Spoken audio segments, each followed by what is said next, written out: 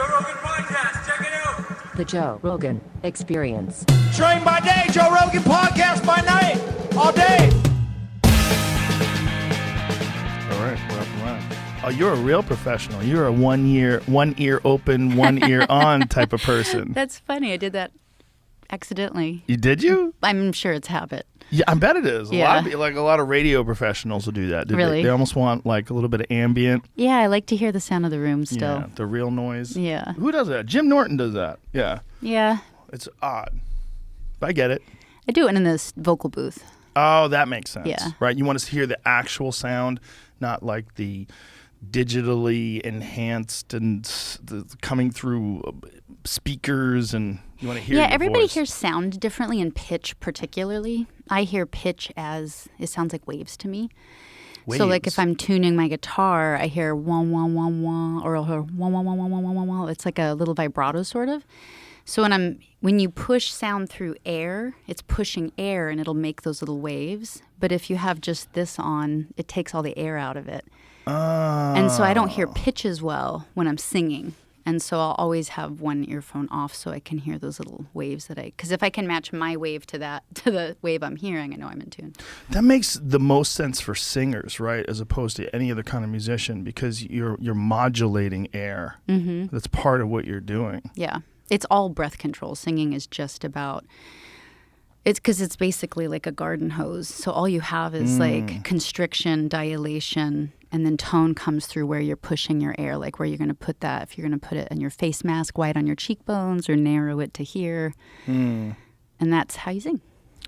I would imagine the way you hear things is different too. I love wine, but I can't tell you what it is. But a sommelier can drink wine and sift it around, and they have this educated palate. I would imagine like sound to you is like you have like a different depth of understanding of sound, particularly like vocal sound, right? Do you feel that? Yeah, definitely. Like you definitely cultivate your ear. But what I love about music is uneducated people can tell whether you're being sincere or authentic or not. Like, it's kind of fascinating. But something does get communicated in a voice that tells you a lot about their heart and how they're feeling.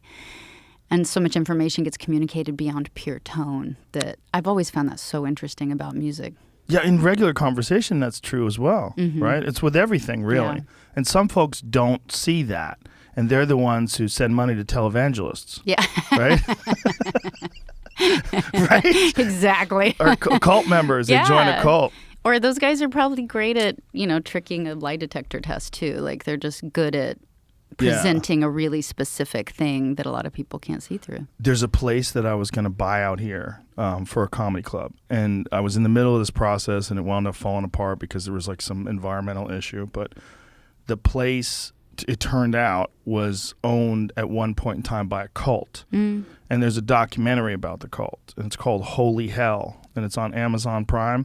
And I watched it, but I didn't watch it until I was in contract with the building. I was like, holy shit. Holy hell. Yeah, holy hell. It was so sad. Aww. It was so sad. There's this crazy guy who built this theater that I was going to buy just so he can dance in front of his followers. And these poor people, they started with him in West Hollywood, and then they made it out here to Austin. And they built this structure specifically so that he could perform in front of his followers. And this was a place I was going to buy and convert to a comedy club. And I hadn't watched the doc. I should have watched the documentary first. Did you buy it? No, it wound up falling apart because there was an issue that I don't think I'm allowed to talk about. I think I have an NDA, but it wasn't good. There was an issue that needed to be resolved. It's resolvable, but it wasn't resolved. Right. But the documentary, like you see these people who are not good at seeing sincerity. Yeah. They don't know what's real and what's not real, and they wanted this alternative path of life that was just, they had a community together, they grew their own food, and it was all about love, but ultimately it was run by this crazy guy who fucked all of his followers, and the men followers, the women followers. I mean, I think he was fucking everybody. And he was... Seems like the reason to have a cult. It's like some people learn to play lead guitar to do that, and other people have to become cult leaders. Or they do both. Like David Koresh, the Waco guy. Didn't he do both? He did both. He had a little bit of music. Manson, both. Yeah. There's a great Manson book. I don't know if you ever heard of it. It's called Chaos by a guy named Tom O'Neill, who's been on the podcast before. It explained it. He worked on this. It's a crazy story. And unfortunately for people that have heard this before, I'm going to just give Jewel a little quick breakdown. This guy was writing an article, and he was my very good friend, Greg Fitzsimmons. He was his neighbor for 20 years. And this guy got an article, he got a consignment to write this article. And in the process of writing this article about the Manson murders, he starts uncovering all this crazy shit about the real root of what had happened. And it turned out 20 years later, what it was really all about was the CIA. And the CIA had been doing these mind control experiments with hippies and LSD.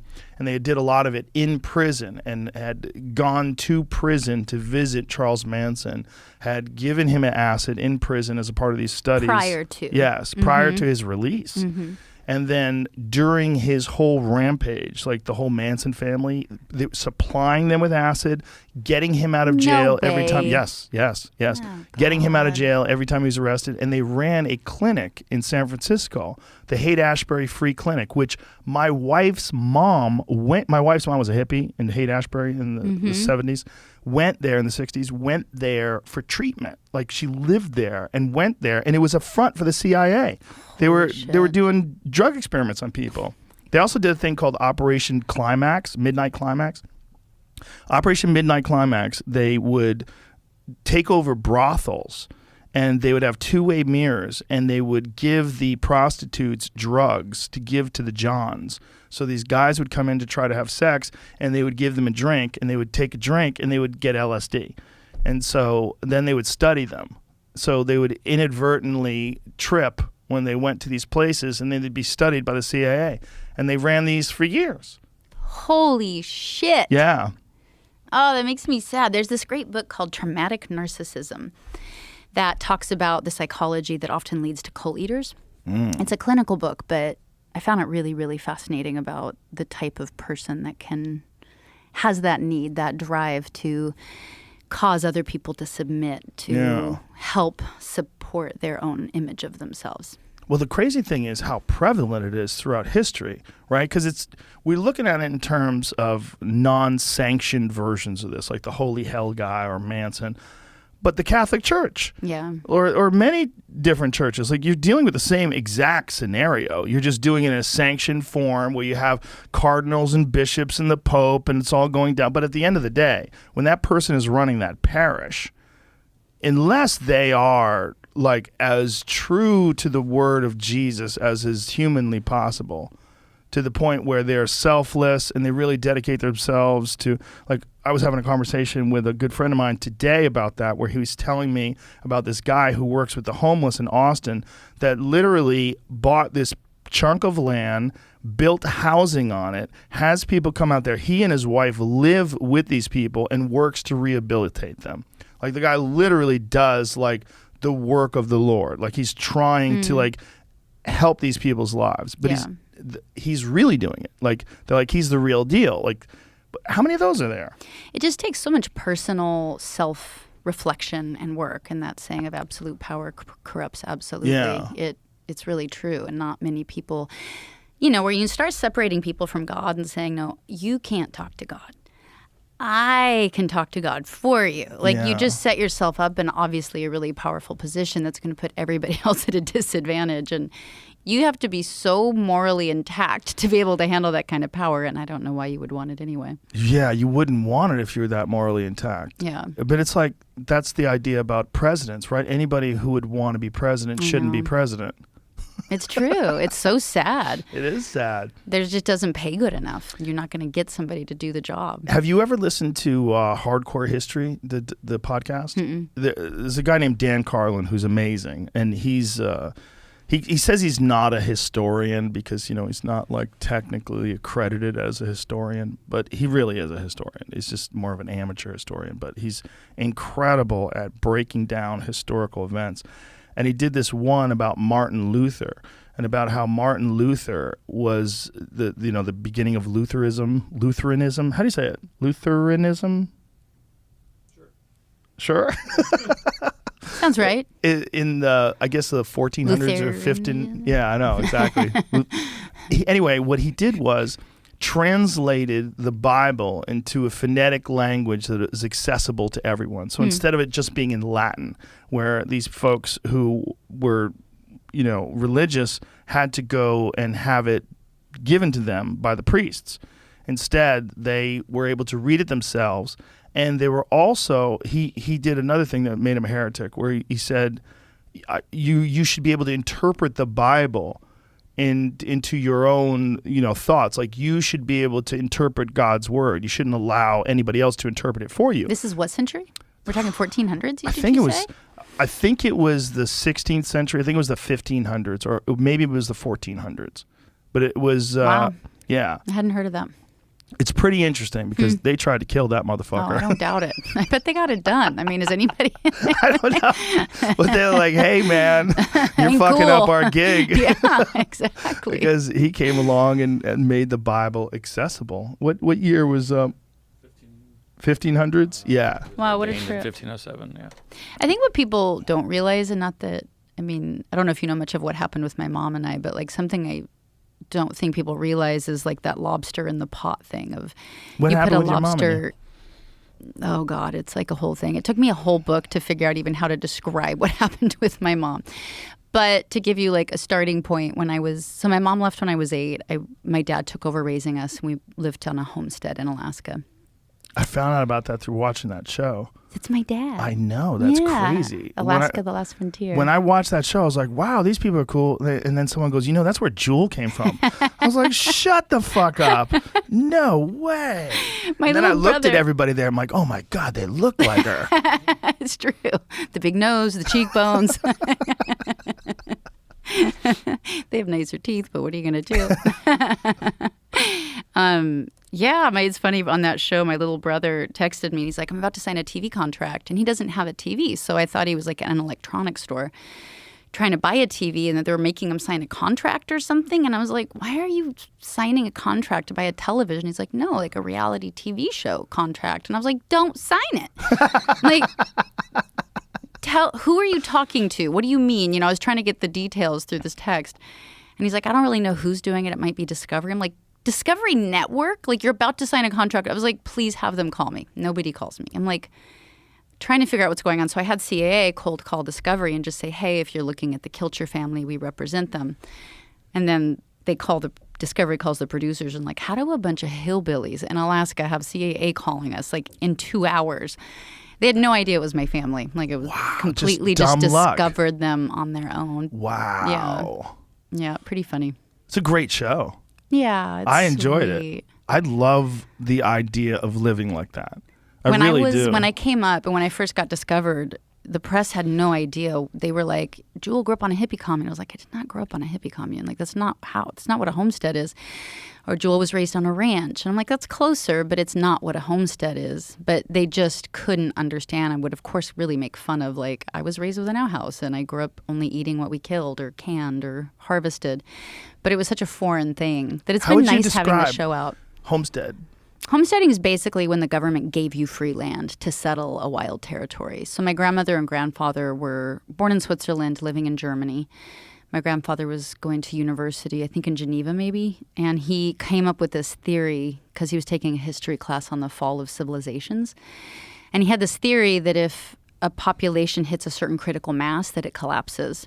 And so he started looking at the population of Europe, and he felt like Europe was going to collapse. This was in the late 20s, early 30s. And so he convinced all these people, philosophers, painters, just a big random group of people that Europe was going to fail. That sounds like what I'm trying to do about America. You would have liked my granddad. I think he's right. He's just off by 100 years. No, I think he was right because the World War II happened. Yeah, right. Anyway, he was sent ahead as a scout to go to Alaska because they were giving away free land. It was still a territory. It wasn't a state yet. Took him 2 years. It's like a crazy story, hiking over Harding Glacial ice field with a ladder on his back, and he'd lay the ladder across crevices in the ice and then walk across the ladder, Whoa. I have old footage of him on a raft of logs he made himself, standing up paddling with huge chunks of icebergs all around, gnarly shit. My granddad was really gnarly and he amazing. didn't grow up doing that. No, it was raised in Switzerland, People were just so hardcore back then. And my granddad was he was just a hard guy. So anyway, the war starts to break out. Hitler starts to become an actual problem. And now nobody can get visas in this group except my grandmother, whose father had come to America during World War I and went back to Switzerland. So anyway, she can get a visa. Nobody else can. So she decides to leave everybody, her boyfriend, her family, everybody, because she didn't want to be in Europe while this war started gearing up. So she got on the very last civilian ship that left right before the war. She shows up in Alaska. My granddad's like, where is everyone? She's like, nobody could come.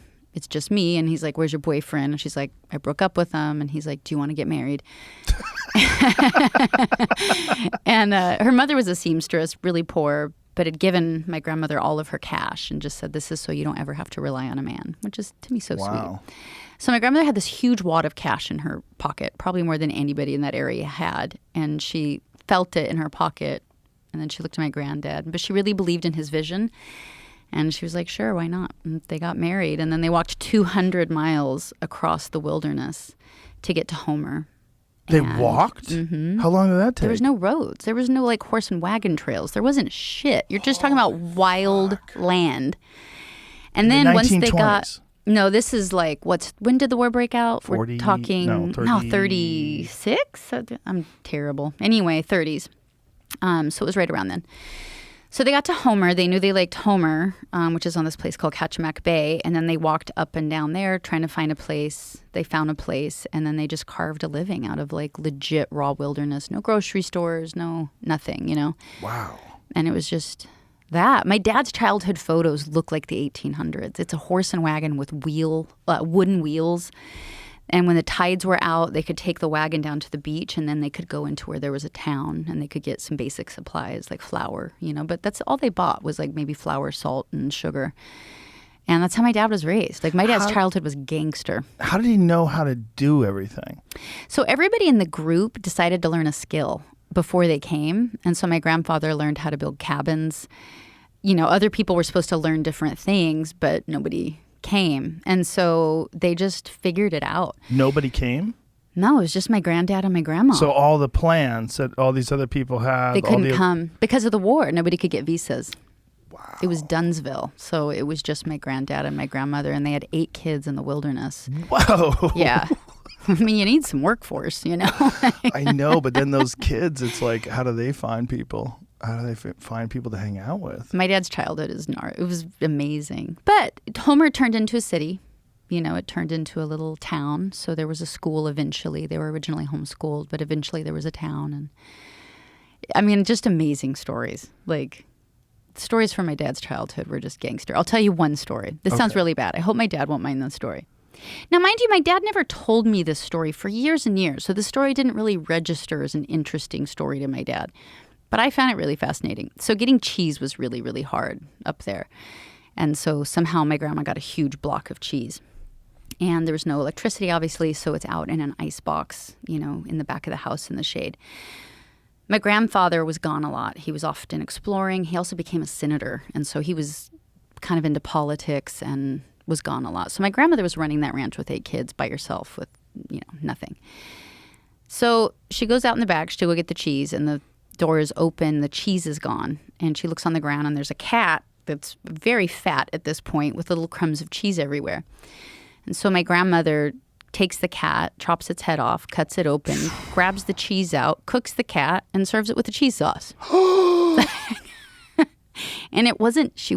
And she's probably pissed at the cat, but that was just food. You know what I mean? It was just holy shit. It was a gangster childhood. Holy shit. She ate the cat with cheese sauce. The kids did. Everybody did. It was just, there wasn't a lot of food out there. You know, they'd have one chicken for 10 people. Like, it's just, wow. People don't realize what it's like to really live off the land. Like, you don't waste a thing. You know what I mean? You just don't. Like, I grew up, we'd butcher cattle. Like, we had a few cattle. We only hunted. Like, we only had what we raised, vegetables and stuff. But we ate everything, you know. We gathered the blood and we made blood sausage and we ate everything. It's just how it was. Well, that's what you do when you need to actually make use of a full resource because it's finite. Yeah. We're accustomed to just being able to go to a store, and people are so disconnected from the idea where food comes from. Yeah. It was one of the things that happened during the pandemic when things started getting weird and food started missing from shelves. Like I had a buddy of mine who sent me a photo of his, he was in North Carolina at the time. He sent me a photo of his store and that there was nothing on the shelf in the meat section. He just sends me a text, dude, I got to learn how to hunt. Yeah. And that thought process went through a lot of people's minds. They're like, I'm just assuming that this supply chain is always going to be in place and they're always going to be delivering chickens and all this stuff is going to be there for me to buy. But if it's not, it rewires our perception of what food is. It rewires our perception of what it means to survive. Like when you have to cook the cat. Yep. What the fuck does a cat taste like? That's, you know? Well, enough cheese sauce. Cat with cheese sauce. You know, you can only value what you have a relationship with, right? If you don't have a relationship with something, you can't value it. Right. And so I think that as we moved out of villages where we relied on nature, we had a strong relationship with nature. We valued it. We valued our food. It was sacred. It wasn't just hunting hoo-ha-ha. It was like, holy shit, I need this animal. And it's a relationship. Yeah. And relationships change you, right? So if you're in a relationship, you are required, you will, as a byproduct, evolve as a human, right? If you're in a relationship with a wife, you're going to evolve because of that relationship. When you quit evolving, you quit having a relationship. You quit growing together. So I feel like when we went from a village and started to urbanize, we stopped having a relationship. In a lot of ways, I think it kind of caused us to be schizophrenic as a humanity. We went from this cohesive environment where there was a healer and food and everything was in this really cohesive environment that we had a personal relationship with. And then all of a sudden, we no longer had a relationship with our food. Somebody else would bring it. Somebody else would bring the milk and someone would bring the vegetables. And it started being parceled in. And then you look at like healthcare turned into this building over there and they took care of our bodies. And then mental health care didn't even come up till really recently. But we kind of caused ourselves to be schizophrenic and out of relationship, out of harmony with what makes us human, actually. And so people don't know. I mean, the reason the planet to me is in the shape it's in is we just don't have a relationship with it. We have no idea where our food comes from. We have no idea the value of water. People don't even know how heavy water is when you're carrying it. I grew up carrying it, you know, and I grew up watering the garden with buckets that you bring up from the stream. And it was like, boy, you didn't waste a drop. And I was in a relationship with it. I value it. And that to me is one of the saddest things is when you're saying people don't know where their food comes, you're saying they don't have a relationship with it anymore. But they do have there's like an advantage to being able to go to a doctor who can fix a broken leg. There's an advantage to someone, you know, running an MRI on you and finding out exactly what's wrong and not having any guesswork. So there are advantages to modern medicine. There's advantages to technology. You know, you can share ideas instantaneously because of the internet. Like there's good and bad, but I think what's happened is it's happened so quickly and we've adapted to it so quickly that our bodies are not designed for this. They didn't evolve in this sort of a world. They didn't evolve for fluorescent lighting and cubicles and traffic and all the things, the woes of modern society, that credit, debt, stress, all the things that we take for granted that are just a normal part of life. One of the reasons why we're so fucked up is because we're literally a square peg that's been forced into a round hole. So our edges get sheared off. We get stuffed into this thing. We have all this open space because we don't totally fit in. And now we're trying to navigate this world that we've created ourselves with no forethought. Like it's just happened, right? The society that we've created, it's not like it was like, this will be the best for people. And when we take into account people's psychology and the needs and our human reward systems and all the different things that are in play because of hundreds of thousands of years of evolution, this is probably the best way to make it smooth. No, that's not what happened. It just happened. And one of the things that is so weird about our society is that it's so technologically dependent. And that's the thing that evolves and changes the quickest out of all the things around us. So we become dependent on it. We become attached to it. It evolves so quickly that it's constantly rapidly changing and forming, and our biology has no chance to keep up with it. And then you have all this crazy anxiety and all this weirdness and these dopamine rushes that people get from staring at screens all day, and they can't help themselves, and screen addiction and all this weirdness that's a part of modern life in 2021 is really just because we've invented some really cool shit that doesn't make us purposes. happier, right? Particularly, but it's like we are the most advanced civilization in the history of humankind, but we're the unhappiest. You know, suicide rates between 2006 and 2018 went up 70% across almost every demographic. Those were pre-COVID numbers. That's because of Facebook. I blame that. I think it's all of it. You know, I think Yeah. it's like distraction. And I was raised around a lot of American natives. I was adopted by these uncles when I was like 15. I moved out at 15, and these uncles, like, boy, they taught me a lot. But it's really interesting because, like, my uncles taught me certain definitions of, like, power has a definition. An active power is something that serves you and your community, and it becomes a circular action. And so it has a momentum and becomes self-sustaining. Whereas, you know, in general, that's not in modern day standards considered an active power. An active power is just something that's self-serving, and you get as much as you can, but it becomes hierarchical, which causes it to implode. It just falls apart. It implodes in on itself, because it's not circular. And I really think that we were so eager to call traditional wisdom, we were just calling Indians savages when they were actually healing complex things. And no, they didn't have a shot at chickenpox and all the crappy shit that we exposed them to. But there's so much wisdom in that tradition and in many indigenous traditions that when you look at like how our technology has outpaced our philosophy, we're struggling as a humanity. We're depressed, we're distracted, and you can't keep yourself safe if you're not here. You know, so the problem with distraction is it's like trying to keep a house safe from burglars by leaving your house to go find burglars.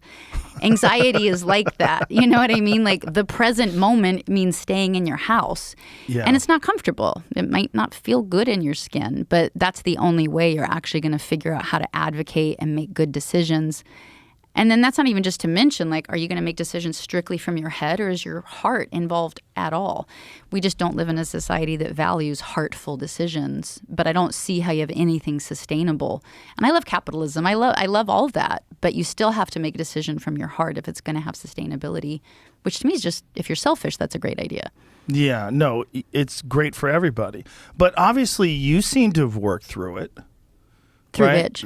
Through you understand that there are these pitfalls and you avoid them and you recognize them, and you could speak so eloquently about all the things that are wrong with our modern society and the way we view stuff.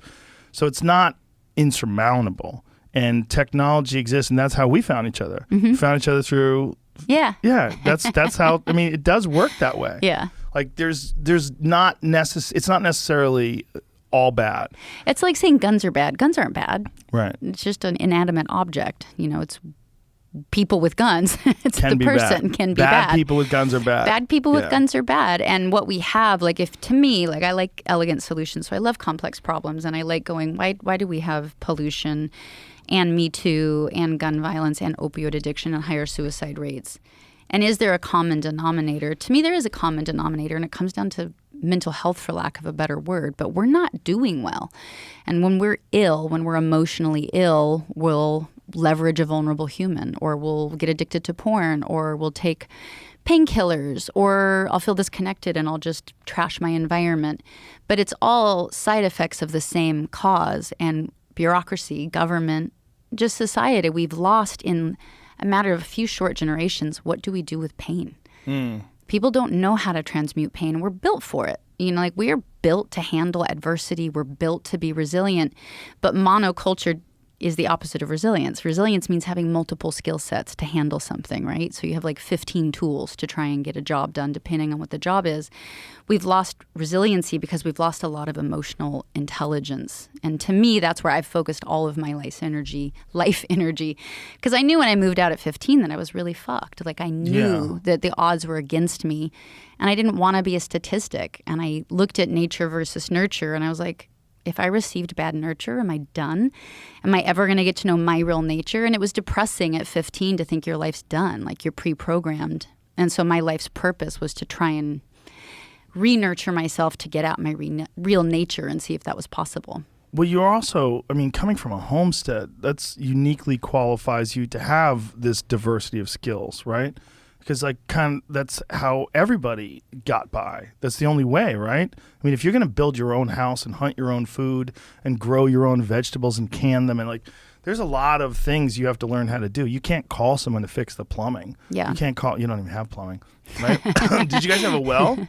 No, we had streams. Just streams? You just went and gathered water? Mm-hmm. You didn't think of hooking a pipe up to those things and bringing it to the house? It was just everywhere. No, we never did. But when we got older, we had a hose that ran from a stream up through a hole in the sink. Nice. But then the Luxury. worms in the spring. Oh, would get into the hole. And so they'd take my, I was the only girl on an all guy ranch. And so they'd take my little pink pretty scarf and tie it around the hose to catch all the worms. I was like, there goes my cute scarf. And it was that.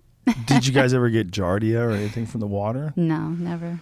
That's what is that? It's if there's gophers and stuff and things that get in. I think anything. Yeah. But I think me and my family kind of grew an immunity. I do think you can kind of grow tolerance to what's in the water around you. Well, that's how folks down in Mexico don't have the same problems with water. Mm-hmm. That when American tourists go down there and get Montezuma's revenge, how come they don't get it? Well, because they have a different gut biome, right? Yeah, exactly. Yeah. But I do think with homesteading, it gave me a tremendous amount of advantages as far as I was raised in an environment where it was figure it out.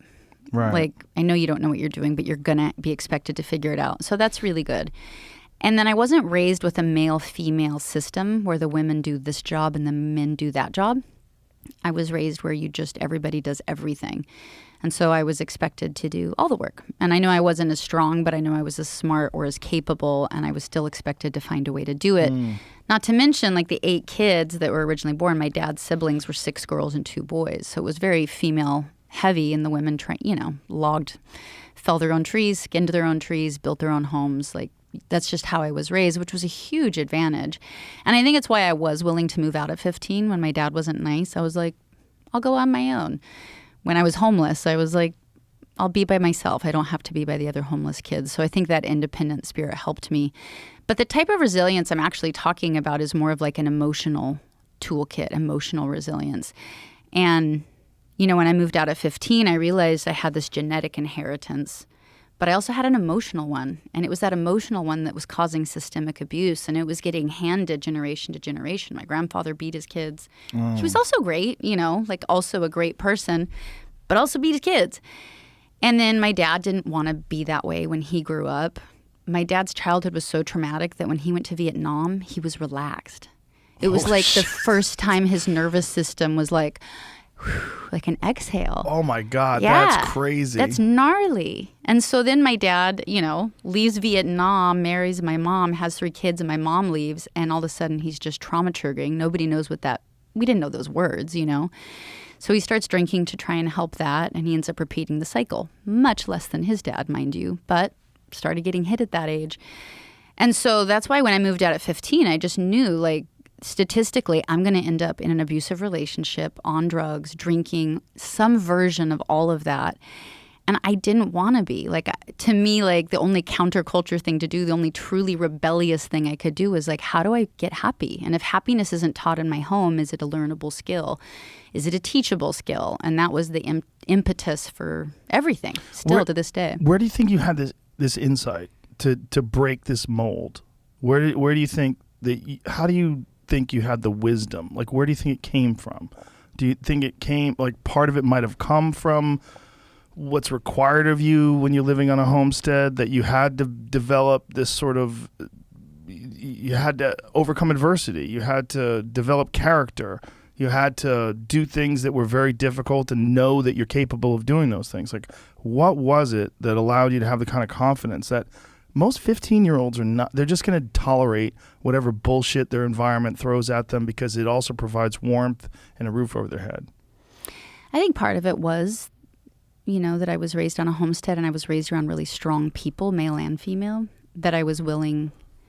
But to me, it was kind of logical too. It's like I can either live in a cabin with a a-hole, or I can just go live in a cabin. It was like, that just seemed a lot nicer to me. And I'd been working since I was young, and I hate being unhappy. I know everybody does, but I really hate it. I really dislike it. And I hated being hit, and I hated being yelled at. And so I was willing to pay the price and figure out how to pay rent and figure out how to get jobs so that I didn't have to be around that. Were you allowed to work at 15? I mean, it's a small town, so you find stuff to do. I was giving horse rides to tourists for a cowboy in town, and I was cleaning buildings. I'd make money that way. But I think also, like, I was lucky I had a teacher that exposed me to, like, Greek philosophy. And that's how I knew the idea of nature versus nurture. Oh. And that idea got me thinking, like, wait a minute, what is my nurture? And then I was like, wait a minute, it's horrible. And then it sounds stupid, but we had this bunny named Caramel. And Caramel was raised in the chicken coop because it was the only safe place, because bunnies in Alaska don't do very well. And it thought it was a chicken, like it would peck at its food. And it kind of waddled funny. It didn't like do a normal hop, but it kind of waddled like a chicken. And it would lay on the nests and hatch eggs for the hens. And it was so cute growing up until I moved out, because then I was like, what if I'm a bunny that thinks it's a chicken? And how will I ever know what I am if what I was raised around is what I think I am? And that fucked with me. Like, that thought just, it really did my head in for a little while. And I was like, I have to find a way to know what my nature is, irrelative of the systems that I've been given around me. And so how do you start to distinguish between self and other? And that kind of stuff just turned me on. I thought that was really interesting, and I liked that kind of thing. So did you get these ideas from specific books? Like, what were you reading something? Did you have a mentor? Did you have people that you looked to have conversations about life? No, there was none of that around. It wasn't like that. Not to say reading the Symposium or, the Allegory of the Caves or something isn't mind-altering, because it is, and that kind of stuff I think really helped me think in different terms. But I learned about, like, the dialectic, right? Is that how you say it? Anyway, the dialectic. Yeah. Two people have a conversation, a third thing gets known. That was really cool to me. It was empowering to me, and I think I was in 8th grade or something. And then I realized if I asked myself a question, I could often hear an answer. So I could have a dialectic with myself. I could sit and get quiet and ask myself a question, and it's like, I'd kind of know an answer, or I'd feel like I knew a direction. And then I think between that, which was starting to cultivate like an inner awareness, I call it your greater sense of intelligence. There's your brain, which can only know what you're programmed to know. But then there's like this other thing you can tap into. And I think a lot of artists, that's what we do. We're supposed to tap into something a little bit outside of our brain, a little outside of, I call it, I don't know what else to call it, my greater sense of intelligence. And when I did that, I noticed patterns I didn't realize I noticed. So if I sat and wrote while I was doing that, I was kind of just going inward, I would see patterns. And I could ask myself questions and be like, why does my dad hit me? And I would see an answer that I didn't know I knew before. And that was really interesting. And I found it fascinating, and it made me love it. And then the other thing was not watching nature. I really think nature taught me how to be a human. I was raised around such big, beautiful nature that, if I'd sit on the bluff and watch the tide go in and out, I was really sad this one day. And the tide takes a long time to go out there and a long time to come back in. And for some reason, it just hit me like, nothing's permanent. Nothing. So I'm sitting here really depressed, thinking the rest of my life is going to be depressing. But I'm not so special that I'm the only thing in all of the universe that will not change. Yeah. So all I had to do was sit it out. And that one thing changed my life. It kept me from killing myself multiple times, because I just knew all I had to do was wait for the tide to come back in. And I would just sit there and I'd rock, because I was having panic attacks. Once I moved out, by 16, I was having like bad panic attacks. And I would just sit there and be like, the tide's just out. But it has to change, because nothing's permanent. And that helped me. So lots of things watching nature. I could name so many things that I learned from nature. It's so easy for us to get stuck in us and not take into account the grand scale of everything that's around us. And I think it's one of the reasons why people that live on beachfront areas are more relaxed.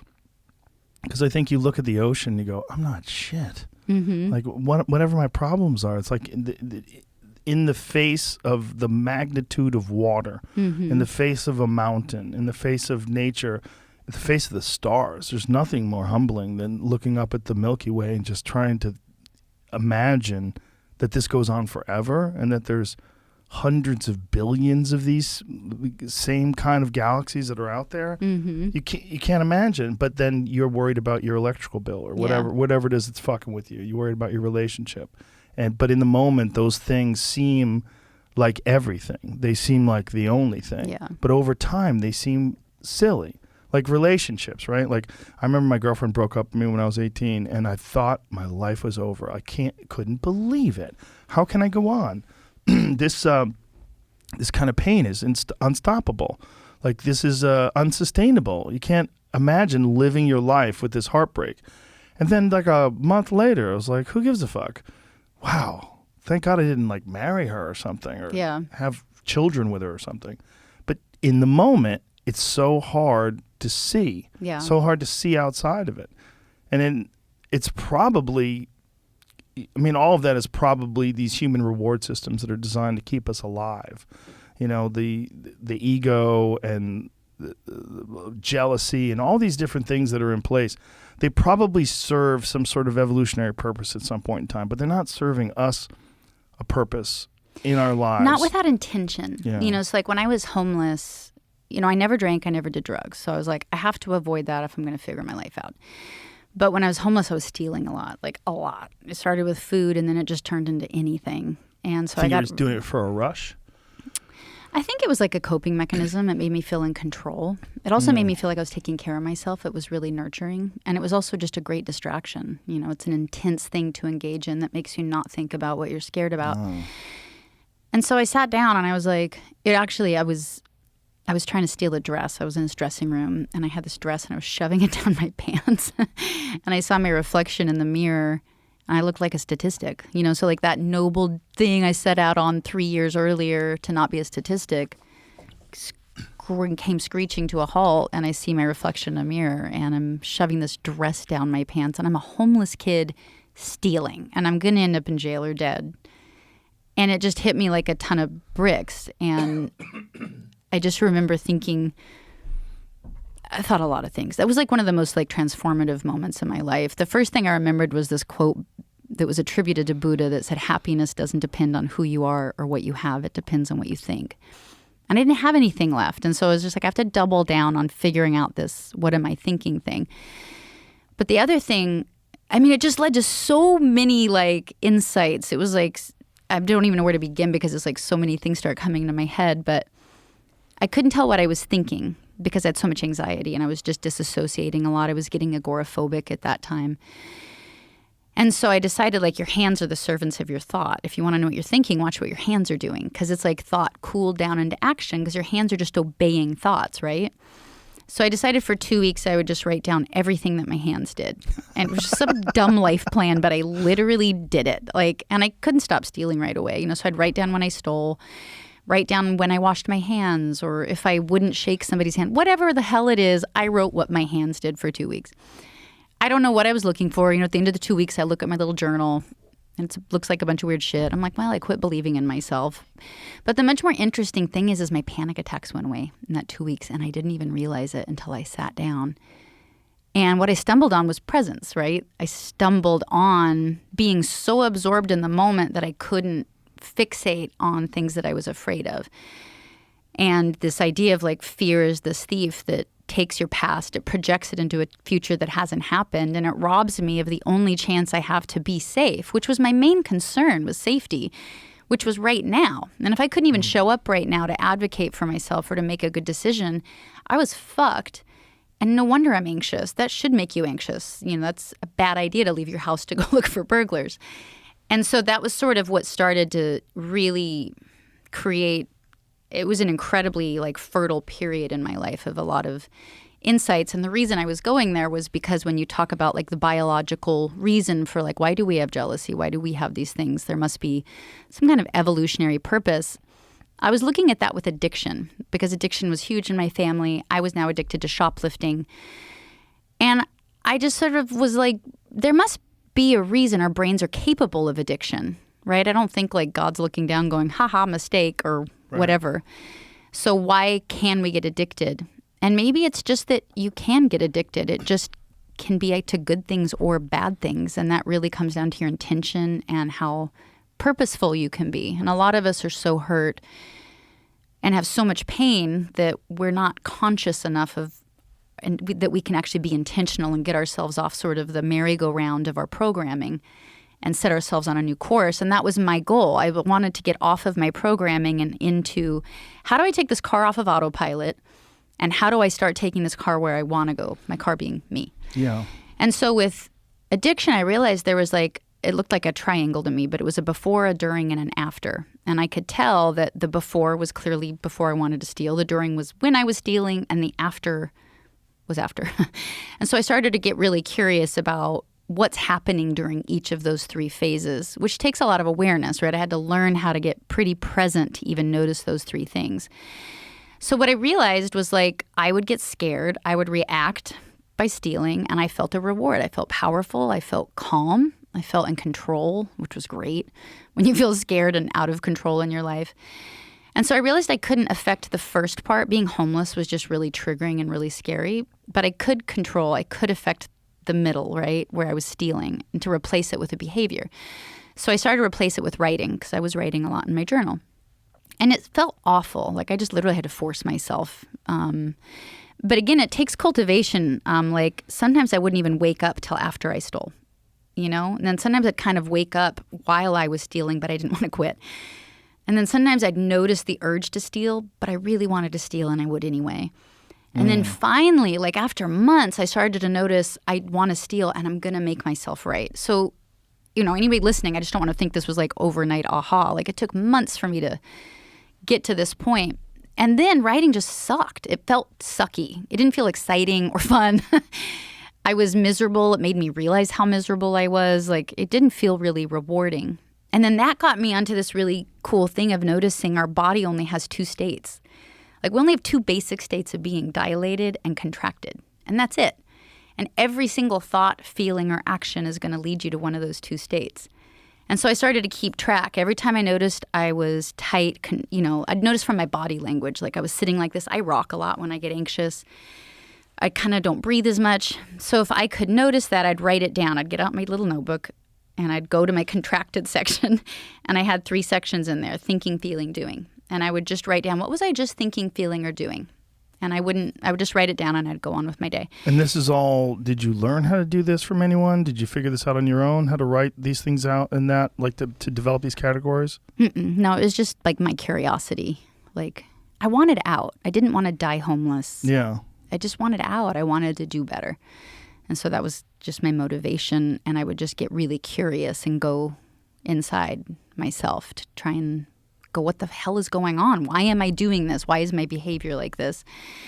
And so when I was relaxed, I would notice, and then I'd write down thinking, feeling, doing. And then I looked at it after like 2 months, and it was a really easy pattern to see. The things that dilated me were joy, observation, gratitude, curiosity. The actions were helping other people, like volunteering, reading, sleeping, exercising, being outside. On my contracted side, it was certain thought cycles definitely got me. Like, I don't know what I'm doing. That thing could just, that one sentence for some reason would do my head in because I didn't know what I was doing.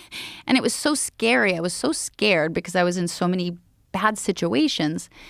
But jealousy, greed, fear, worry, not sleeping, not connecting to humans, not exercising.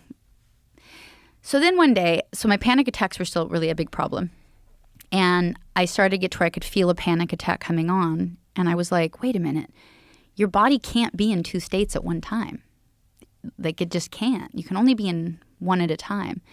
And so I was like, I wonder if I could hack my way out of a contracted state by forcing myself to participate in something off of my list that dilated me. And so I looked at gratitude and I was like, I'm going to try that one. And so like my anxiety's building up. I'm doing my rocking thing where I'm about to head into my panic attack. And I'm like, what am I going to be grateful for? And I'm homeless and I'm feeling pretty sorry for myself that day. And I can't think of anything.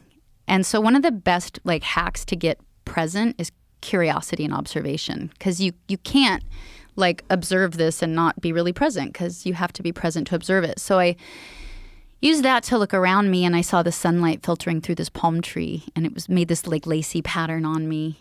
And it reminded me of being a kid in Alaska, laying in the meadows and watching the tree, you know, through the leaves. And I don't know why, but it suddenly hit me like a ton of bricks that like I was alive and I was here and I hadn't killed myself. And I was so grateful.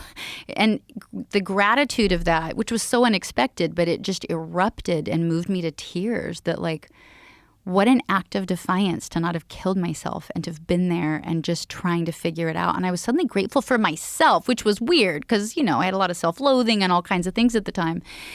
And the next thing I knew, a half hour had passed and I didn't have a panic attack. You know, and that to me was like, eureka! Like, I'm figuring it out. Like, I'm going to figure this out. I'm going to turn my life around, you know? Wow. So the desire to kill yourself, was this just from the sheer pain of the anxiety and the depression and just the hating the position that you're in life, that you just can't take it, you just want out? Yeah, that permanence. You know, I guarantee you, like, whatever had me sitting on the bluff that day watching the tide saved my life. Because whenever the idea of this is too painful, life is too long to go on this way, it's just too painful to feel this way for 60 years, that thought will get you to kill yourself. But because I saw that tide, I was like, I just have to, I'd call it buckling myself in. I would just have to sit there and wait it out and breathe and wait it out. And then plans helped me, like, you know, if you want a different outcome, you have to do something different. So I was very action oriented, because having a philosophy doesn't change your life. Actions change your life. And so that's why I was very into, like, if I got an idea, I tried to figure out how to make it practicable, like an actionable step, a behavioral step. And then I could see a result. And if the result wasn't good, I would have to go back to the drawing board and do something different. But if you want tomorrow to be different, you have to do something different today. And then you have to take notes on it, and you have to see if it works. And if it doesn't work, you have to try something different. And then you just have to not give up, and you have to keep doing it. But what's so impressive is that you developed this structure and you figured these steps out on your own. Like even the step of having communication with yourself to try to come up with a different result, to sit down and think about the different states that you're in and what are these acts or what are the different activities that lead you, the different thought processes that lead you to the good states, the bad states. Like, what is it? And that you were looking at it like you're a scientist studying yourself. Yeah. Yeah. That's amazing. It's pretty incredible that you were a kid and you were that insightful. But I guess that's the thing about horrible situations. Like, horrible situations will force a person to find some kind of a solution that they didn't think was available before. They'll find a way, or not. Or not. Yeah, or you'll not. dig There's deeper. a lot of or nots. Or you'll fold up. Yeah. One of those two things are going to happen. But that's, like, I don't want to say this, but I want to say it anyway. Like, you don't get to make a you without that, which is so fucked. It's like, you're a really interesting person. Like, how do you get to be a really interesting person? You gotta have a fucked up life. it's unfortunately true. You know, I don't know anybody that's interesting that had it easy. Yeah. I mean, I know a lot of nice people that had it easy. They're lovely. They're wonderful. Yeah. But they're not, you know, like, there's something about the emotional depth of your music in your lyrics that probably wouldn't be possible if you grew up in the suburbs with a happy mom and a happy dad. And I mean, I don't want to say wouldn't be possible, because everybody's got their own trials and tribulations in life, and just the existential angst of being a living finite organism, spinning around on a planet, hurling through infinity. All those things fuck with you. But I don't think they fuck with you as much as being a 15-year-old homeless kid in Alaska. You know, I think that's, with an abusive family, that's a whopper. That's a heavy load to carry, and either it breaks your back or you develop some fucking intense quads. You know, it's true. Because you're carrying around I wasn't homeless in Homer, by the way. I had a cabin and I paid rent. Oh. You know, and I had jobs Where were you up homeless? there in San Diego. Oh, That was later. It was when I was 18. I wouldn't have sex with a boss, and he wouldn't give me my paycheck. And oh boy. So I was like, fine. The story got worse. It's the story of my life. Wait till we keep going. Oh, let's keep going. Why not? Look, here's the thing. The thing that is very valuable about these conversations is that most people have been in a moment of darkness and despair in their life. And when they see someone like you who's loved and successful, and they go, well, how did she get out? How did she do it? And these conversations like this, these descriptions, your own personal experiences that you're relaying in this very honest way is fuel for people. It's so valuable for someone right now that's in a bad place. And I guarantee you, there's probably a lot of people listening to this right now that this is resonating with them, and they get something out of this that's not available through any other source. You can get things. You can get information from books, and you can get inspired by film and art, but to hear a person, an actual person that you know has actually made it through the fire and come out on the other end and has some wisdom, and it's like, hey, here's a map of the territory. Yeah. This is what I went through, and your traveling through the woods might be different than mine, but I'm telling you, if you can there's a clearing outside of this.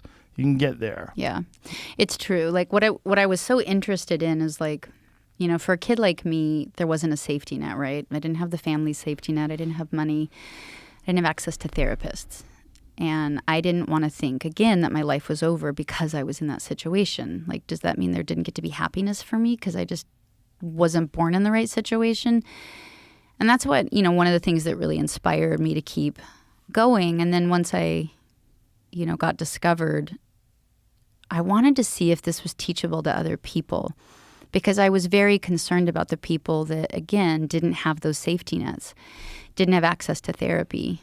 And God forbid, what if therapy doesn't work for you? You know, like, right. What if you go to your therapist and you just don't feel better and your life doesn't change? Those people often want to really kill themselves because they think it must be me. Like, the expert can't fix me. I must be truly broken, which is not the right takeaway. It's just the wrong therapist. It's just the wrong thing, or it's not practicable enough. And so I started taking these exercises and really thinking about them of like, all right, what exactly did I do? Like, how did I make these really practicable? And then can I teach them to other people? And so I formed a youth foundation about 18 years ago with a friend. And we just give these types of conversations with them. And, you know, you go, look, you have this pain, but this pain can get transmuted and transformed into rocket fuel for an incredible life if you don't tank with anger and bitterness and go down that road. You have to transmute it. And it is like, it's medicine, it's poison, it's being bitten by the snake and having to transmute it and turn it into medicine. And being able to teach kids how to do it without therapists. And I'm not anti-therapist at all. It's just that I think we should be taught skills to be able to do this for ourselves. Yeah. It is in us, you know, and these kids are going to find their own unique ways to do it for themselves. And it works, you know, like we take complex PTSD, self-harming, eating disorders, suicidal ideation, and these kids turn around in radical fashion and they're happy. And you can see what it looks like on the other side of suicide ideation, you know. What is the name of this organization? It's called Inspiring Children. And is there a website? Yeah, inspiringchildren something. .org, probably? Probably. Yeah. So take me through this process. So you're 15, you're living in Alaska. How do you get to San Diego? When I was cleaning buildings in Homer, Alaska, for rent, a dance teacher came from out of state, and he was doing a 2-week dance workshop, and I wanted to take it. And so I asked him if I cleaned his studio in exchange, would he let me take a dance class? Turns out I was a really crappy dancer, but he found that I sang. I was gigging in town with my dad, and so he came to see me sing. And he was a teacher at a fine arts boarding school in Michigan called Interlochen. And he was like, you're really talented. You should apply to this boarding school. I was like, so he helped me get an application, and I filled it out. And I got a $5,000 scholarship, but I still needed to raise $10,000 in very little time, like a month. And 3 women in Alaska, they were like, you can do this. Like, you can do a fundraiser. I'm like, what's a fundraiser? And they're like, so they're like, can you do anything to raise money? I was like, I can sing, because I'd been singing with my dad since I was 5. And then in bars since I was 8, but I only sang backup. I sang harmony. I didn't sing my own songs, certainly. And so I loved Cole Porter. I loved Cole Porter because there was a gay man in me dying to get out, apparently. And I loved the entire Cole Porter songbook. And so a local piano player learned the piano parts, and so I sang these Cole Porter songs. And the town, and my aunts taught me, how to make flyers and how to pass them out, and then how to go to businesses and ask for donations, and then how to auction them off during the show. And so these 3 women just really hooked me up. And I earned $10,000 that night. The whole town basically came together to send me off, which was really neat. And so off I go to school. I'm a feral animal at this point. I'm not very housebroke, I'm not a real cultivated. I was scrappy for sure. So I had enough money to get a plane ticket to Detroit, but I had to hitchhike from Detroit up to Traverse City, which is so dumb, but that's what I did. I don't know how far it is, but Traverse City, where the school is, pretty far in the Upper Peninsula in Michigan. So I show up, and I am walking through the main street of the campus, and I'm looking around, and people are pointing at me. I don't know why they're pointing at me. And then a teacher rushes out to get me, and she goes, "You need to go to the dean's office." And I'm like, what have I haven't even figured out what dorm I'm in or anything. And so I go into the dean's office. He goes, "Where are you from?" And I was like, "Homer, Alaska." He's like, "Why do you have a knife on your belt?" I was like, "What?" And I looked down, and I had a really large skinning knife on my belt, but that was really normal where I'm from. It wasn't an aggressive thing. So I almost got expelled my very first day because I showed up with a skinning knife. You didn't know that you shouldn't have the skinning knife with you everywhere? I didn't know that. Did you keep it with you for self-defense, or did you keep it with you to skin things? Well, it was a habit. You always had a knife in Alaska. I always had a knife. It's just, if you guys carry knives, you just get used to having a knife on you. It's handy. And then, hitchhiking. I hitchhiked a lot because, when I first moved out, I was hitchhiking into town. So it was good to have a knife on you. Yeah. For sure. So it was both. But I didn't think it was some aggressive, horrible thing, or that it would get me expelled my first second on campus. Did they understand when you said you were from Alaska? Yeah. I was innocent. I clearly wasn't trying to be I was an easy read. And so he was just "Give me your knife." He shook his head. He was like, "Oh my God." He's like, "Where are your parents?" I'm like, "About that." Yeah. I'm here on my own. And he goes, "Do you have money for books?" I was like, "What do you mean? I'm at school." Right, you give me the books. You give me the books. And he was he shook his head again. And I just remember him looking at me who is this kid? And he's like, "Do you have food?" I was like, "I'm at a boarding school." I thought they'd have food. Yeah. But apparently you had to pay for it. And I just didn't know that. And so now I was in this position where I didn't have money for books. I didn't have money for food. And I was like, "Do you have a job that you could give me?" And he goes, "Let me get back to you." And so he gave me a job as a model for the art class, fully clothed. You're in a leotard, but it wasn't my ideal job, wearing a leotard. I didn't like my belly. I didn't like what was all happening down here. So I was I wasn't too thrilled with standing in front of a class seeing my little belly made into sculptures. It was such a bummer. That is what I did. Wow. And so you're 18 at this time. How old are you then? 16. 16. You're 16. Yeah. So, and then you go from there. First of all, before that, I want to back up. Your dad sang, and he brought you with him to bars?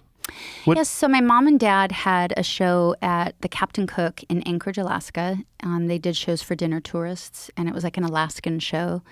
There was a lot of footage of my family that was homesteading, and my dad wrote original songs, and me and my 2 brothers would get up and be part of the act. I yodeled. So I started yodeling with him, since I was little.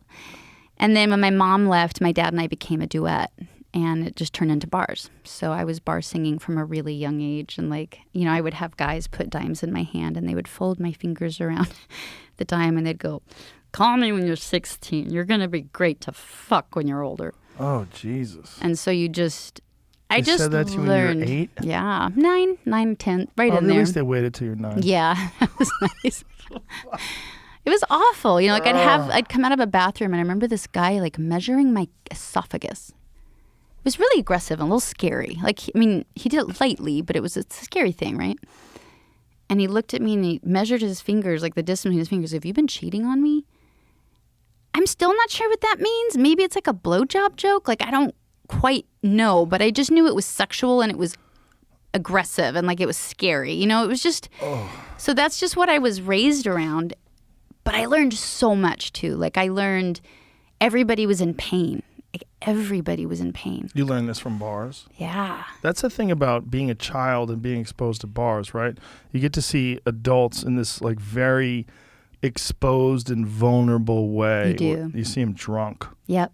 Yeah. They can't hide it. Yeah. And so I just realized everybody's trying to deal with pain by like drugs or drinking or sex or rage. You know, just so much raw life you're watching.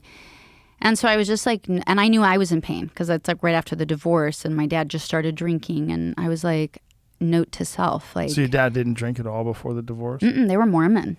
Whoa. I had an idyllic little Mormon childhood pre 8 years old. How did the Mormons get to them?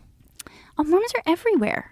That's the great thing about missionaries. Like religious is like, it knows how to do it. Yeah. Yeah. I mean, there was every little religion there. It was like, you know, a little church. Homer was like church bar, church bar, church bar. Wow. Yeah. And so it seems like your dad has always had this sort of showbiz thing. Like if he was doing that show up there where it was doing like an Alaska show for dinner theater and then moving to bars, like he always had this desire for an exorbitant amount of attention. Right? My grandmother had been an aspiring opera singer and poetess in Europe. That was like her dream. But she gave up that dream to come to America and have kids in a free country. But she taught all of her kids to sing and to draw and sculpt. And my aunts and uncles and all of my cousins, I have a wildly talented family. They're all just very charismatic. They're great storytellers. And you didn't have a TV, right, up there. So they were just writing songs to entertain themselves. And it wasn't because they thought they'd be famous. It was entertainment. They didn't have a radio. And so they would draw and they'd paint and my whole family is really talented. My dad definitely was the one that seemed like he would pick up where his mom left off and maybe carry on that torch. He definitely had dreams of going to Nashville and making records. He actually did, when I was young, make a record in Nashville, and he'd sell that at the shows in Anchorage. But then when my mom left, it was like he gave up those dreams of trying to be known on a bigger scale. And we just made a living bar singing. That was the family living, was that. Wow. Yeah. And we did like 5-hour sets, you know, in bars. And I was like, I just had to promise myself that I would try to handle my pain as it came. Like that's when I promised I would never drink or do drugs. It was just like I had to find a way to handle the pain that I was in so I didn't end up on that road. Because it was like there was this kernel of pain and these people just kept burying it with like alcohol and drugs and whatever. And it turned into this mountain and they either would kill themselves or just die. But they never just, all they had to do was deal with this first pain. You know what I mean? And so that just seemed illogical to me. And I know it's hard, like when your pain adds up, like mine got aggregate. But I just still kept trying to find a way to deal with it as it was, which for me was writing. You know what's fascinating is that most people don't figure it out. That's what's fascinating. It's like when you're on the outside, you're a small child and you're looking at this and you're going, oh, I see what's happening here. These people are all in pain and they're covering this pain up with substance abuse and gambling or whatever it is. But how many people figure it out? It's so small. The number's so tiny. Like if you looked at all the people that have various addictions and various like self-destructive patterns of behavior in their life, how many of them come out of it on the other end for the better? It's probably 10% or something. You know, it's most people, they go down, unless they have some really good help or they figure it out because they hit rock bottom and they come to an epiphany. Most people don't. I mean, I hate to be like the percentage guy. I don't know if 10% is logical or fair, but it's a number. And I've met a lot of people that have addiction problems, and very few of them ever come out on the other end. It's fascinating because it is the ultimate puzzle for your life to solve. Like most people who, you know, if you're a healthy person and you're in a job, as long as things don't go terribly wrong with your health in terms of like your physical health. You move forward and you kind of progress and you eventually get to a better place. You go to school, you get a degree, you get a graduate degree, and hopefully you get a job. But there's this progression that takes place that's tangible and it's trackable. But not when people have addictions. It's like that puzzle seems to be insurmountable because it's a puzzle that involves your emotions and it involves whatever it means to whatever your identity is, whatever it is that's keeping you in this prison of your own control. And that it's amazing how few people get out of that one. Yeah. It might be our biggest problem as humans. It is. But to me, again, it comes down to somewhere along the line, we forgot as a species what to do with pain. We forgot how to transmute pain into something that's useful and becomes nourishing. And, you know, one of the things, it'll be in my next book, it's not in my last one, but this idea of like when you tolerate the intolerable, you become ill. You become emotionally ill. And so if you're raised in an abusive environment and you're tolerating something that's intolerable, abuse, you start to become emotionally ill, right? You become neurotic, or you become, maybe let's call it an eating disorder, or start to become emotionally ill if you keep having to ingest poison. So I'll just call the intolerable a poison. It's an emotional poison. It's an experiential poison. And so then you have to figure out how to get as simple, and that was like a lot of what I've had to do is like, how do I get it back to the most root, like the top domino? Because if you keep treating the pain further down the domino line, it doesn't matter because you haven't gotten to this root of like, how do I stop tolerating the intolerable? You know, so for people that were raised in really abusive environments or whatever it is, whatever your pain is, you have to start gaining skills for what do I do with pain without reverting to my bag or negative coping mechanisms. And then it's also like, how do I stop tolerating the intolerable so I stop getting ill? And those just aren't things people are helping us talk about or think about. Yeah, it's not something that comes up very often, and it's also it's not something that's taught to many people in terms of like, how do you cope? Like what if you feel bad, what's a healthy thing to do? Exercise, meditate, have conversations with people you love and trust. If you don't have those people, seek out help, try to do something. Like, this is not like standard knowledge that we give to kids. It isn't. And that sucks. Like I really was angry about the fact that everything I needed to learn, like when I moved out, I knew I needed a new emotional language. I inherited this emotional language.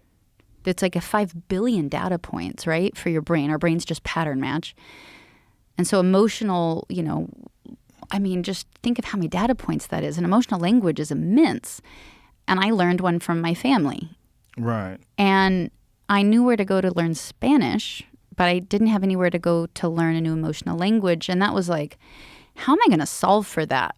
I started by just looking at other people, and when they had a skill I liked, I would just sort of study them, or I'd even interview them and just talk to them.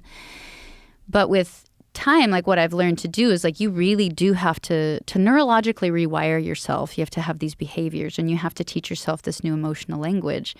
And we've lost that. Like our culture has just lost it, and we should be being taught it in school. I actually just took this toolkit that I developed and put it into a language arts program for public schools. So it's English class that meets all your core standards, but it also starts to put in a lot of these like little exercises I've talked to you about today, because English class is a great place for it because it's all writing assignments and reading assignments. But just trying to think of ways of like, how can I help infuse these human skills? Like we're taught dental hygiene, but we're not taught. Are you wondering why one's long and one's short? Yeah. I didn't mean to interrupt. No, it's okay. I just saw you guitar. clocking it. It is. Yeah, that's okay. I just noticed it because you're moving your hands around. I'm like, hey, how crazy is she? This is my Coke hand. This is my... So you developed a toolkit. Yeah, because in the last 18 years, I've been like really just refining like, how do I help these other kids that don't have traditional support systems?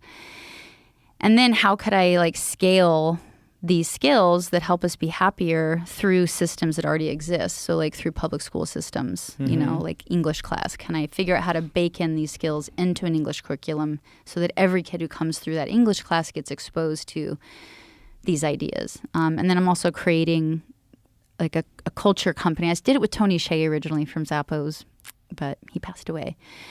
But now I'm doing it with the Hudson Bay Company, where I'm creating a culture program for companies, because I really believe if we can figure out how to invest in humans in a more meaningful way, they're going to show up with more bandwidth at work. I think it'd be smart for employers to invest in their humans, understand what are your pain points that I can help you solve, whether it's relationship fitness or parenting fitness or anxiety and emotional health fitness.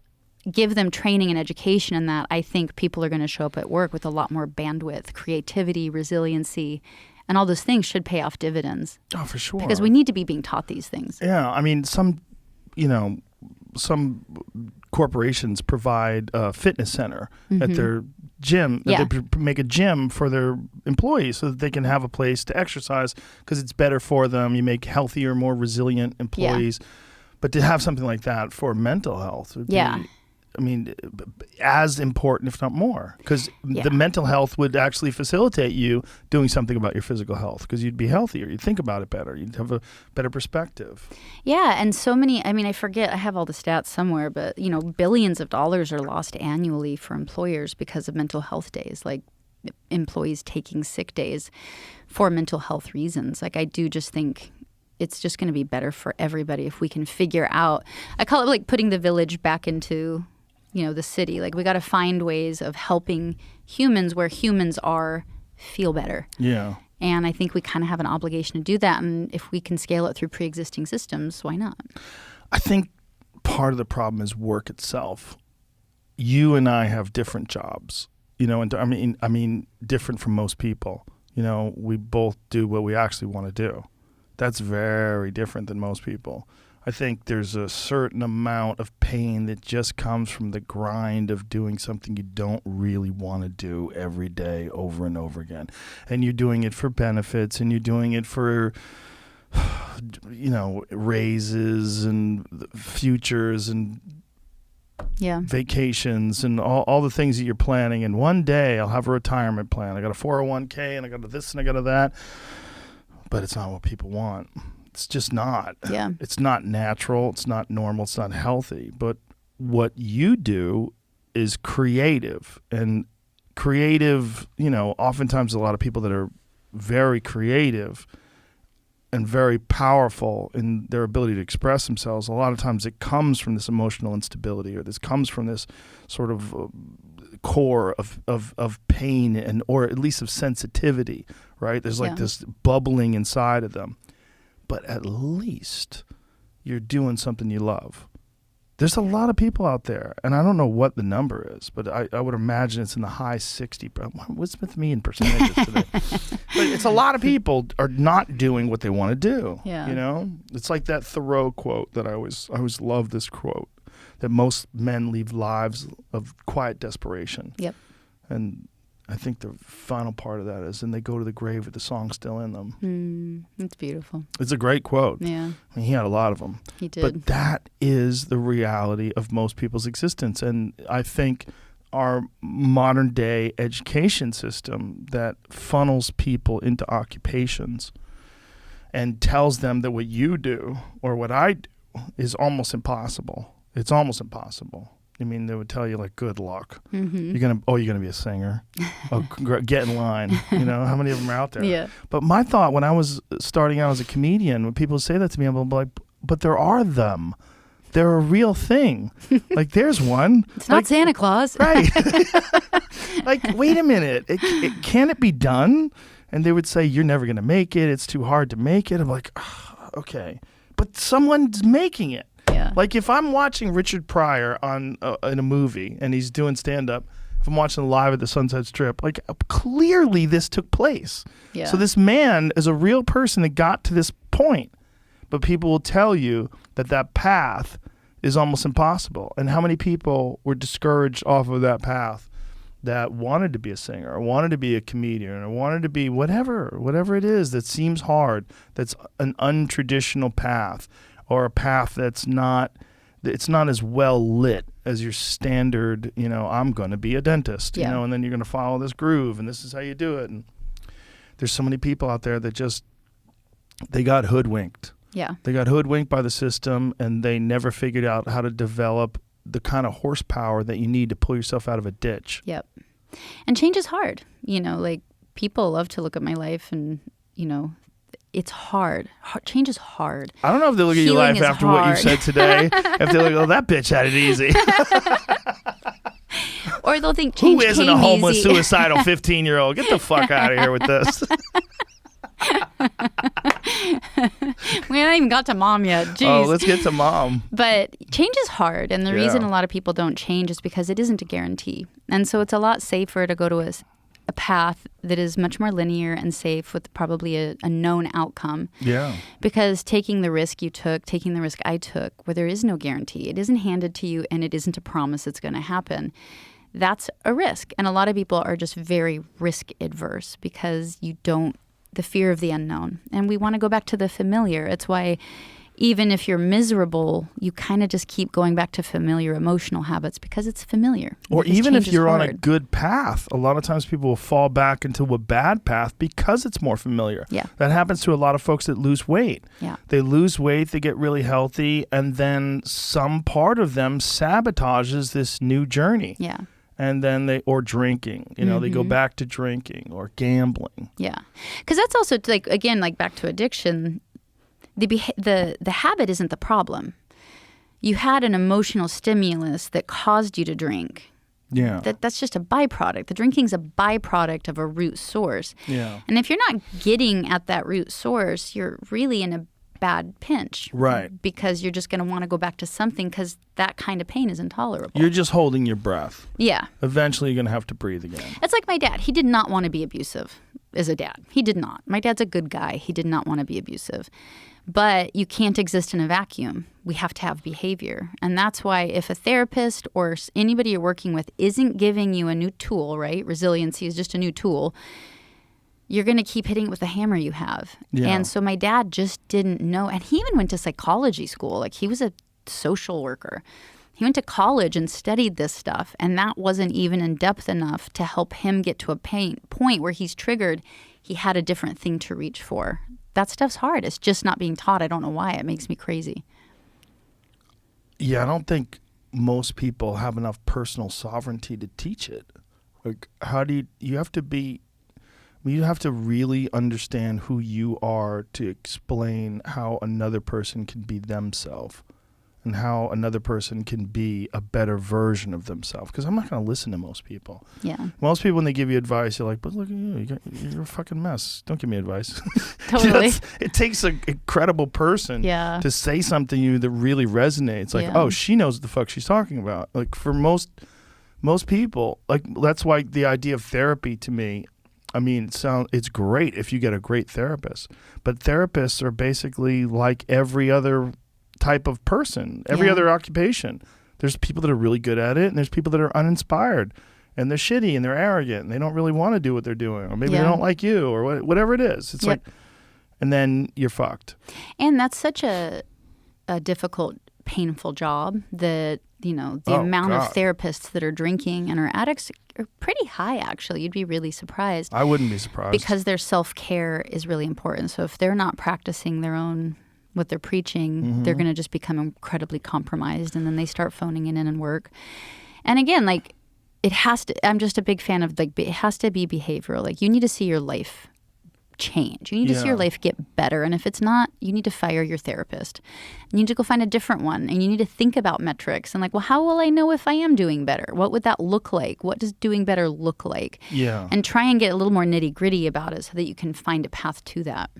When I was younger and I was competing in martial arts, I studied psychology, and when I was trying to think about what my eventual path in life would be, I thought, because I was very fascinated by the way the human mind worked, I thought maybe I should be a psychologist. But the more I studied psychology and the more I started talking to people about it, the more I realized you're only going to be talking to fucked up people. That's not healthy. It's great if you have this calling in life to help people get out of their rut. But I recognized as a 16-year-old boy, I was looking at this going, this path is going to lead me to be, if you work in a chemical factory, you're breathing in fumes, right? That shit ain't good for you. It's not good. If you work with sick people all the time, emotionally sick people, the energy that you're taking in on a regular basis is of that of people that are destroyed, people that are just depressed and sad and angry and confused. And I don't think it's nourishing, like, for a human being. I mean, I think some people, they have a calling and it's amazing that they help people in that way, but that wasn't me. Yeah. Like, I was like, I'm too fucked up for this already. I got to figure out a way to be happy. And I can't be happy just dealing with other people. Like, and I also realized, like, I'm only interested in psychology because I'm trying to figure out why I'm so scared. Yeah. Like, I'm like, what can I do to empower my mindset so I can compete and not worry? That was what I was doing. But the idea of, like, dealing with people and their suicidal tendencies and problems and angst and anger and all the other things that we've already talked about, I'm just like, I just don't think I could do it. Yeah, you have to have such a strategy in place if you're going to do that type of work, because it is like being exposed to Chernobyl every day. Yeah. It's the intolerable. It will make you ill, for sure. Yeah, it's probably a job you should do 1 day a week. Yeah. You know, and then There's 7 days a week, hand out flowers. Totally. Get a massage. Just do something to fucking get out of that.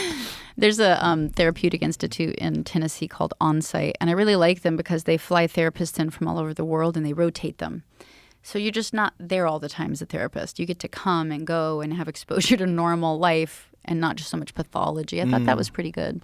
Smart. That is smart. That is smart. But as you were saying, I would imagine that those people that are exposed on a regular basis to other people's pain, it's like if you're exposed to happy people all the time, like, people imitate their atmosphere. Yeah. You get nourished by the kind of environment that you surround yourself in. And if you're constantly around pain, it's got to be very hard to just be just happy. What just you joyful. Consume changes you. Whether it's food, whether it's what you're listening to, whether it's your experience. That's why I got to stop watching Squid Game. I'm on episode 4. I think I'm going to shut it off right now. It's why I don't watch the news. It's why, like, I have to be careful what I'm consuming. And it's just sad because a lot of us are trained to consume toxicity, poison, poison relationships. You know, I call it emotional dyslexia. It's like what I was taught the word love meant was really poisonous. Yeah. And so I just had this dyslexia of, like, I thought icky experiences, that was called love in my head. So retraining that type of emotional dyslexia is really hard. But it just starts with saying, writing down on a piece of paper what things nourish me. What am I consuming in my environment that I'm confusing for nourishment that isn't? That one simple question, if people will answer those 2 little questions, can change your life. Just those 2 things. But I also think some people are just shitty at love the same way some people are shitty at being a plumber. You know what I mean? Like, maybe their version of love is they really don't want you to die. You know? Like, they really care, but they don't care about you enough to consider the way they're behaving to you. But I wouldn't say I would say they are shitty at love. But again, I would say that's a symptom of, poor nurture. And they don't want to change.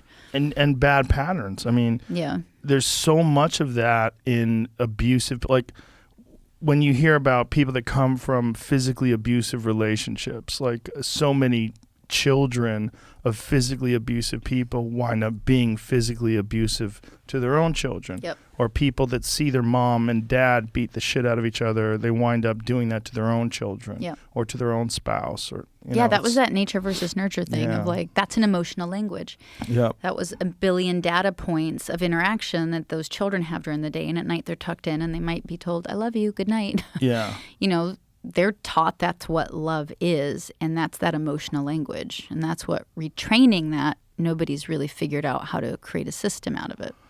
Yeah. But it's what I'm interested in. I just think that's the most interesting thing. It is interesting. Yeah. The mind is so fascinating in the amount of variability. It varies so much. Like, some people can encounter a situation and be like, well, that sucks, and start laughing. And some people will fall to their knees and scream and lash out at people and run through red lights. And you're like, 2 very different reactions to the same scenario. Yeah. It's like, what causes someone to be so calm and so smooth? And I remember when I was a child and I would watch people who reacted well to things. I'd always be like, God, I wish I was that guy. I wish it was so nice. Yeah. This person's so nice. I wish I could be so nice. Yeah. I wish I was like that. Yeah.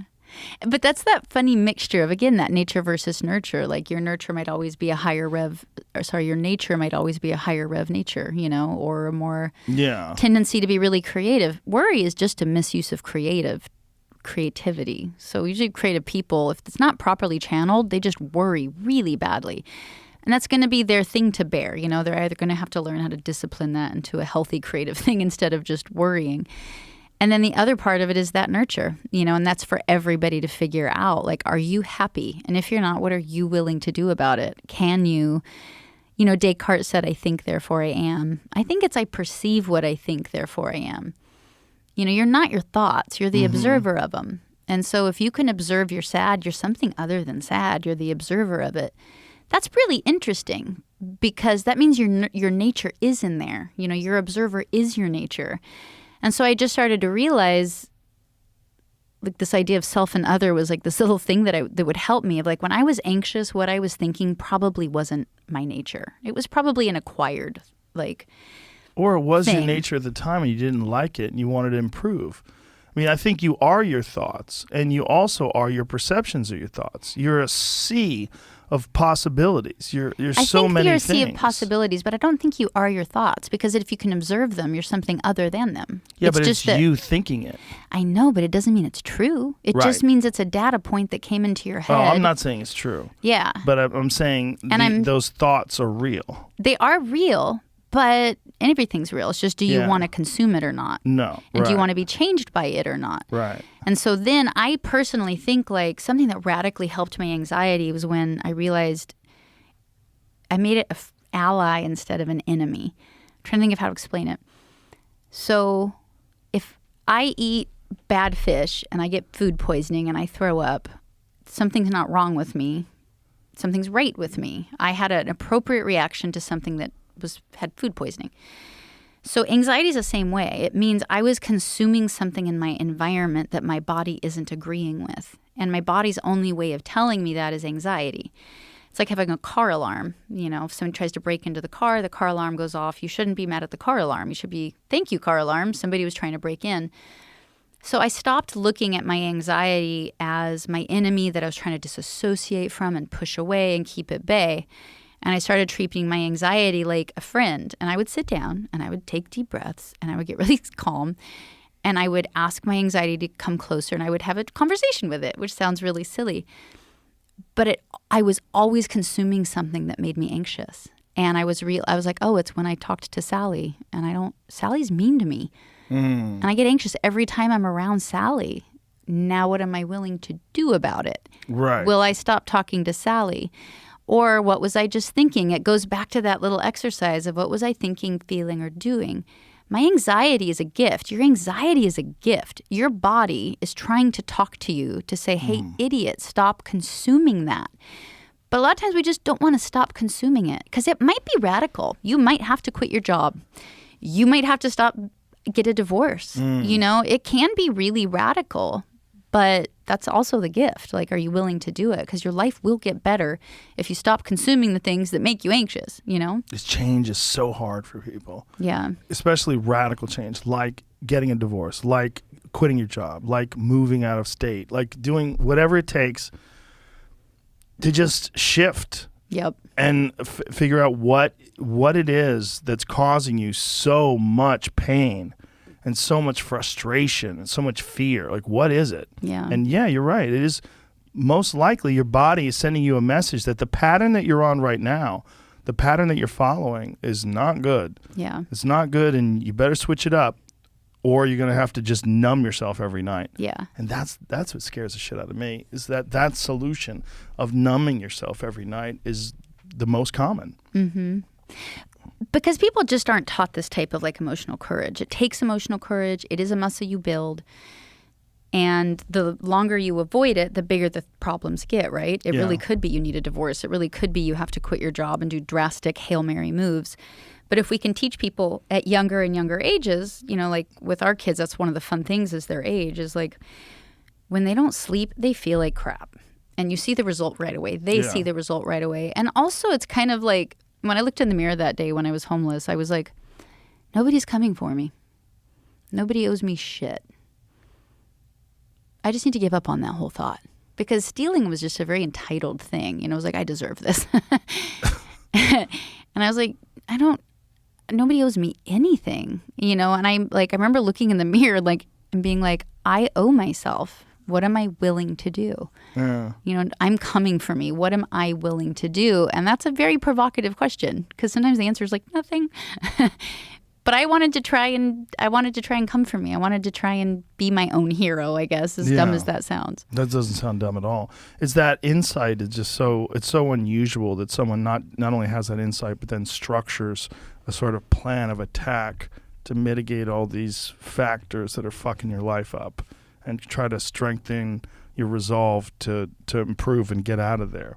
It's crazy now. It must be crazy for you, but it's crazy for me to hear it. Like, imagine you as a little girl, as a 15-year-old girl, addressing this and trying to figure out what's the path out of that, and seeing it as like you being in a maze somewhere, stuck, and like if you had an overhead view, you could see there is a way out, but when you're in that maze, like, fuck, left, nope, there's a wall. Yep. Okay, back up, try it again, start from scratch, write down what went wrong. Like, you wouldn't want to do it again, right? But aren't you glad you did it? I mean, it sucks that you went through that, but look at who you are. Like, I don't think you would have the same impact on people if you didn't have that fucked up life. I just don't. I think lived experience is important. And I really do feel like it's an honor to be able to help anyone not have pain. You know, it's just, and I think that's my favorite thing. Like, the brokest, most poor people I know were always the most generous. I was always amazed by how stingy rich people are. They have to be so stingy when it's like all my broke neighbors would be like, they're just because they know what it means to need that $5 or that $20 or, you know, they just know how life-changing it is. They're so helpful. And I think it's that way with pain. I think it makes you empathetic. Like, I want to serve people. I want to help people. Like, that's always obsessed my music, you know, what I've been building in my business outside of music, because you just know how much it means to people. What do you think it is that makes rich people so stingy? I think disconnection, you know. I don't think they maybe know the value of it. I think rich people are often used to getting used too. That's certainly a big factor. But they're not part of a community. Money buys you a type of fake autonomy, and real autonomy too. Yeah. But you don't feel part of a community, you know, and so I think it detaches you from your fellow person in a way. Because you can't relate, or they can't relate to you?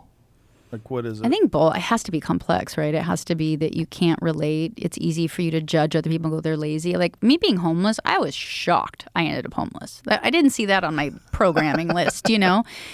It was just one thing led to another. Like, that boss I wouldn't have sex with him, and he wouldn't give me my paycheck. And then my landlord was like, you can't stay. Like, you've been late too often. Is that guy still alive? I saw him after my first record came out. Whoa. Yeah. So I thanked him in my liner notes. Yeah. Did you? Yeah. Wow. Yeah, because it ended up being an act of power, you know. You saw him? Like, physically? He came into a show of mine at a coffee shop. Yeah. And he just was like, hey, man, you know, I'm really sorry about that. Wow.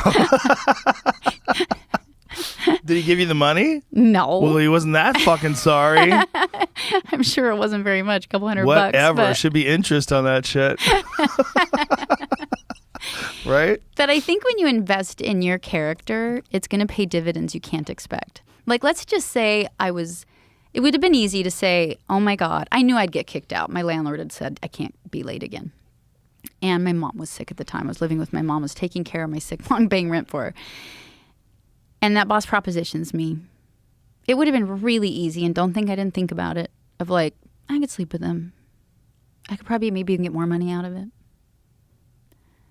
I won't get kicked out. Like, you definitely run through like all the options, because not doing it looked really bad, and I knew it. But I didn't want to do it. Like, I was like, I have to believe that doing the right thing will pay off for me.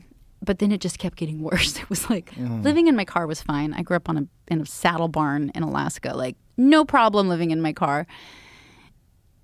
Then my car got stolen. Ugh. And that sucked. But then I was like, I wasn't in it. Like that was pretty lucky. I could have been turned into sex trafficking very easily if I was just in that car at the wrong time, and that's like a really real thing. And then I had bad kidneys and I didn't have medicine. You had bad kidneys? Yeah, I had bad kidneys. What I would was get wrong? kidney infections. Didn't know why. But I didn't have insurance and I couldn't afford a doctor. And so I would try to heal my own kidneys by researching food as medicine. Didn't always work. What did you try to do? Like how do you heal your kidneys? Well, supposedly like with like urinary tract infections and kidneys, there were things like watermelon was good, cranberry, buchu, an herb. So I would try those things. I'd shoplift them all. But, it was like I was shoplifting healthy shit. And if you think stealing a watermelon is easy, you have another thing coming. How do you steal a watermelon? I did it. It was Really? pretty, yeah, I'd just be pregnant. It was all good. Is that what you did? Yeah. Oh my God, that's hilarious. But you'd had to kind of stuff around it so it didn't just look like, you had to sell it well. Anyway, I'm not proud of it, but I did it. But anyway, I ended up, this is when I'm 18, bad panic attacks, getting really agoraphobic, and kidney problems. I let an infection go too long. I was really sick. I drove myself to the emergency room, and they wouldn't see me because I didn't have insurance.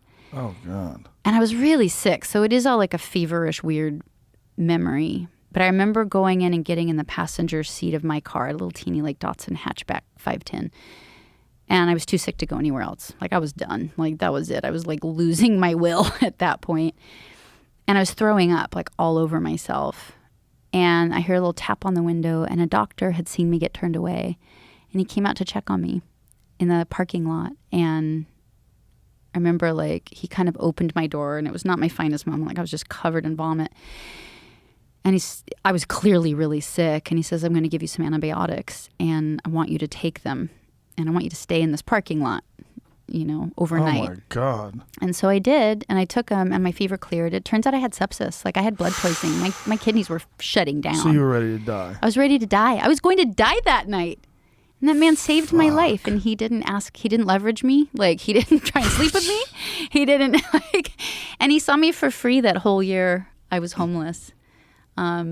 But like I said, like this homeless thing just took on a life of its own, and people treat you like you're a dog. And so you developed a sort of working relationship with this guy? Like you'd come to see him more than once? Yeah. Wow. And he would take care of you? He took care of me the whole time. Wow. Isn't that sweet? Did you stay in touch with him? Yeah. Wow. Dr. Bodenstab, shout out. That's amazing. Yeah. That's amazing. And so people are like, why don't homeless people get a job? Like going back to that rich person thing of Yeah. like, it's hard. Like surviving, getting food, water, and safety was a big thing. That took all my time. It took all my day to do that. And then I would try and go get a job at 7-Eleven, but you start to look homeless. It just was hard. How long like were you it homeless wore for? me down about a year. Yeah. And I definitely could have gone back to Alaska, I'm sure. But I don't know. I wanted to figure it out. And once I started like getting a grip on my panic attacks and figuring out like that dilated and contracted things, it was like I could feel a momentum. I was like, I'm going to get this. Like, I'm going to figure this out. Like, I'm going to die or figure this out. And I'm figuring it out. And then by the end of that year, it got really exciting. It turned into a really empowering time. But again, that goes back to like, you have an excuse all the time to do the wrong thing. You have an excuse all the time to go back to the familiar. You have an excuse all the time why to say the whole world is against you and be right. But so what? Now what? Now what are you going to do about it? How happy do you want to be? Your life will rise to the level you settle for, and just to keep pushing. What did you do? How did you get out of it? Like, what was the first job that you got? When I was homeless? Yeah. I started, because I grew up singing. I was like, maybe I could get a gig somewhere and start singing, because I made money singing, like for my whole life since I was little, like $100, $200, but whatever. So I'd go around to coffee shops in the area, but San Diego started to be a hotbed for signing activity, grunge. There was like kind of a grunge scene in San Diego. And so I'd go in there, and they charged you to sing there. I was like, this is not ideal. Like they wanted me to pay them $200. I was Really? like, yeah. I was like, this is the For exact one gig? Yeah. And was the idea that you would sell tickets? They thought it was like a signing. You would get signed. Oh, God. You know what I mean? Because it became like so many record labels, I guess, were coming down at the time. I remember this one lady, like my friend let me sit in on his gig.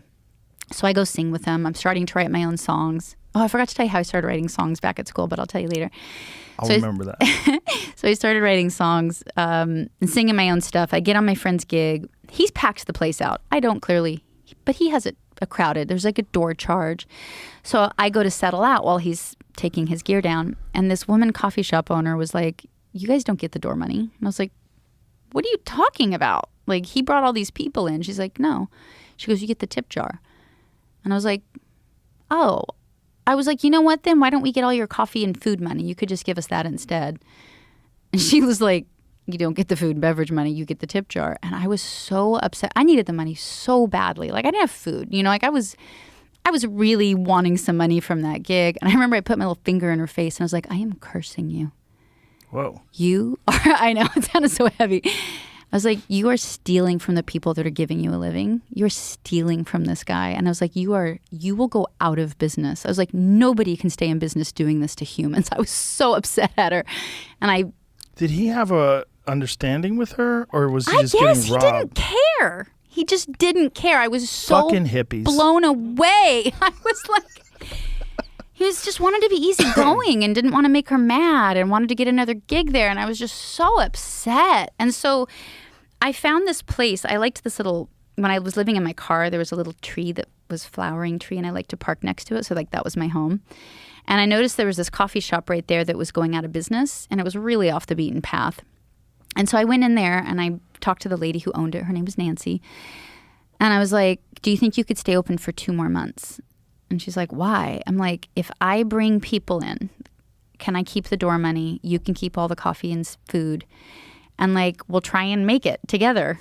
And Whoa. She said yes. And so I started going down on like the beach front in San Diego and I'd sing, like street sing. And I'd tell people I'm singing at the Interchange Coffee Shop on Thursday night at 6:00. And 2 people came. Like it was 2 surfers that thought I was hot, I think. And I did a 5-hour show because bar singing, you do 5-hour shows. And I just thought I had to do a 5-hour show. So I started writing a ton of material. Plus I was using writing not to steal. And I was a prolific thief. So I had to become a prolific writer. And so I did this 5-hour show to these 2 guys. I'm bleeding my heart out because I was so lonely. And I realized I never tell the truth. Like nobody knows the truth. I'm scared to death. I'm not a great person. I'm stealing. And I'm lonely. And I was like, maybe if I tell the truth, I won't feel so lonely. So I made a promise that I would write really honest songs. So these poor 2 surfers were subjected to 5 hours of like bleeding out my like vocal cords. Like, it was amazing. I made $10. And the next night, then I would go sing all throughout town on the street corner. I'd say, hey, Thursday night, they knew where to see me. And it just grew. It went from 2 people to 4 people to 8 people to 40 to 80 to capacity to people standing outside watching me sing through the window. And I got discovered. Wow. Yeah. It was nuts. Wow. Yeah. That's a great story. Wow. What was that like? What was it? What was the feeling like when it was at capacity and you recognized that these people were, that something was changing in your life? These people were coming out to see you perform. The coolest thing and why I'm smiling is because I was changing. It moves me to tears right now. Like even before the people came, I felt a momentum shifting. You know, I just felt I was getting better. I was getting healthier. I was getting happier. My panic attacks, like I found out how not to have them. Like it just made me feel good. And then when these people came, I just bore my soul and I just didn't pull a punch. And they liked me. And I know that sounds superficial, but it wasn't because it was so authentically me. I wasn't pretending to be better or more talented.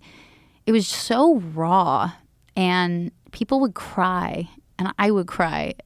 And it was just such a real connection. Like for the first time in my life, I had a real, meaningful human connection and it wasn't scary. It felt good. And they would give me books to read and they would give me food. And I didn't think it would lead to a record deal. it just felt like being fed for the first time in your life, you know, and not hiding and not being fake and just being really authentic. So it felt really good. And then when more people came, it just took on a momentum that was like, holy shit. How much time is passed from the 2 people to people standing outside? You know, I don't know, but 6 months maybe-ish, something like that. That's a lot of change in 6 months. Yeah, maybe a little more, 8 months, but couldn't have been more than that because I don't think I was homeless more than a year. What was that change? Had to feel crazy. It was wild.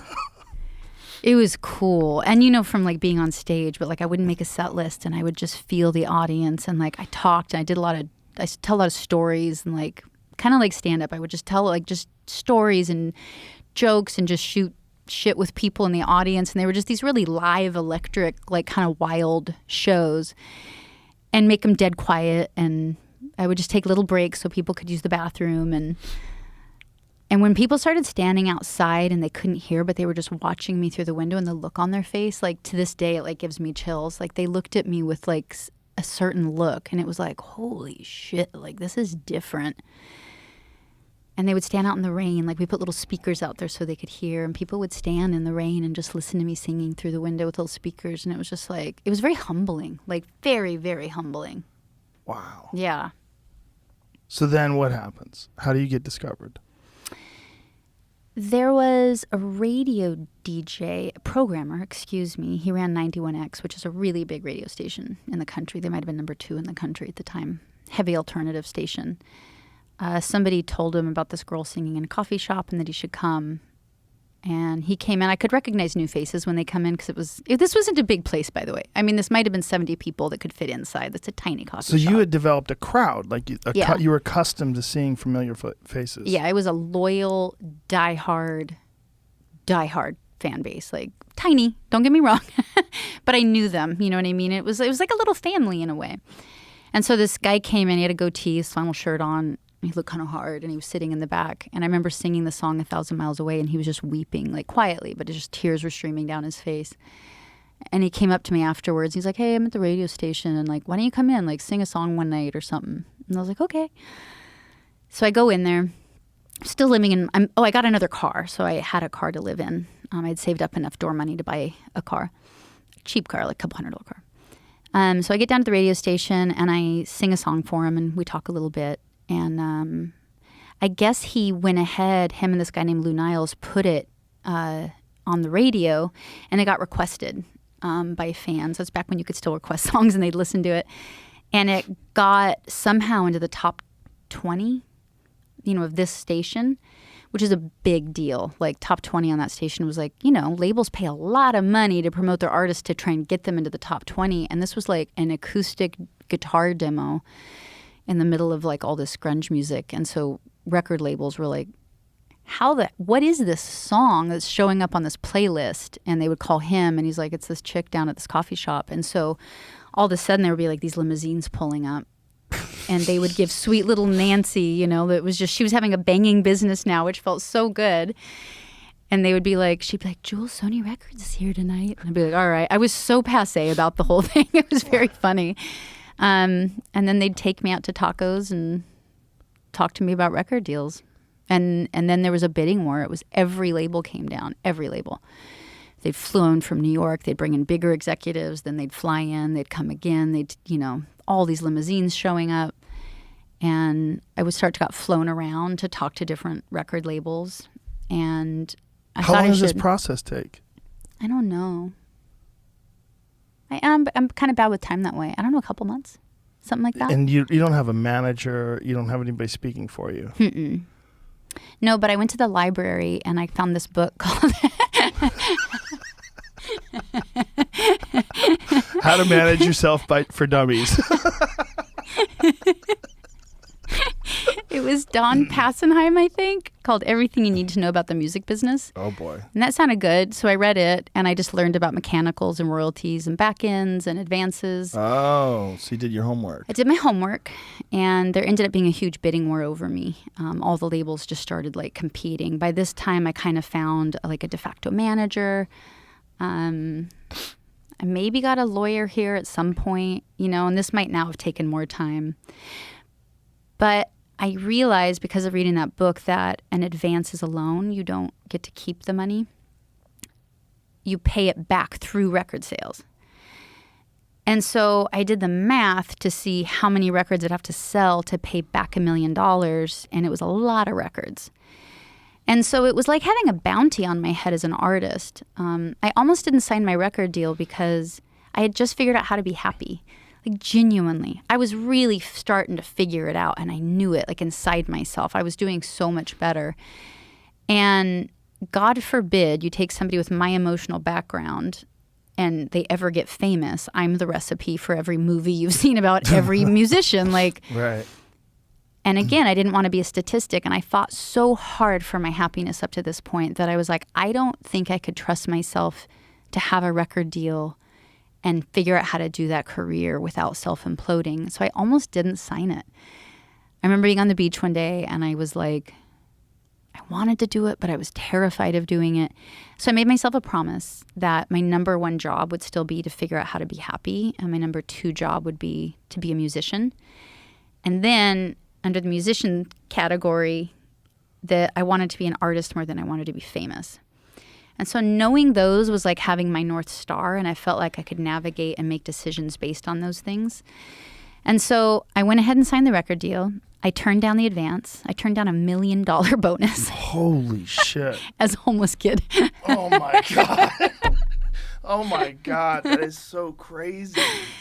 And I took the How biggest. Did you do that? I would have taken that money for sure, 100%. I'd have been like, I'll figure it out in the future. Taking this money. I'm getting a fucking fat apartment overlooking the water. This is not what I did. As a homeless kid, you passed on $1 million. I did. Wow. But I took the biggest back end anybody had ever been awarded. And so if I sold records, I was going to make a shit ton. So because, like, under the artist category, I wanted to be an artist more than I wanted to be famous. It meant I had to put myself in an environment and in a position to win as a singer-songwriter and as a folk singer, no less, at the height of grunge. The odds of that working, I knew, were really slim, and I felt like the bidding war over me was just much more of like a dick contest between all the labels. I didn't think it necessarily had to do with my talent. I thought I was talented, but I thought the odds were still really, really against me. And I had to put myself in a position to be able to weather the fact that my first album may not be successful. But if you have $1 million signing bonus, you have to have your first record be successful, or else you'll get dropped because you cost so much to the label. And so I was just doing it to put myself in a position to make my art first and to not leverage my art unduly. You know, it's like saying you have to grow a pear, but you don't even have a tree yet. Like, I had to grow a tree. Like, the pear was a long way away. And so I just tried to look at it kind of agriculturally or in a natural system of like, I have to plant a seed. I have to like grow a tree, you know. Amazing insight for a person who is trying to make it in show business, because that is always like the dangling carrot is always like, one day I'm not going to have to starve. Right? Yeah. Because you're starving, then you're rich. Like, this is the thing, the dangling carrot. You want to get rich right now? You're like, I want to be rich. Yeah. Most people would take that fucking carrot. Yeah. For you to have the courage and the confidence and the ability to see the future, like to see how this plays out if you do it the wrong way, that's fascinating. That's an amazing insight. And I wonder how much of that has to do with your ability to work your way through suicidal thoughts and depression and the anxiety and this way that you've sort of, it's almost like it's all was preparing you for it. Like, you structured your mindset, you structured the way you view reality in a way that could survive the ultimate test. That's the fucking ultimate test of an artist. Like, you want to sell out? Well, I don't know. How about for $1 million? Like the record skips. That's the scene in the movie where, you know, like, wait, you say $1 million? And you're a homeless kid playing in a fucking coffee shop, and you're like, nah, player. I read a book. I went to the library and got schooled. Let's talk backhand. What is this? Is this you at the coffee shop? Oh, shit. This is you. Wow. Hurts to be. It's just this feeling. Thought I had to get going. Got too scared. Got too big. Said, girl, got scared out of here for now. I know how to get home.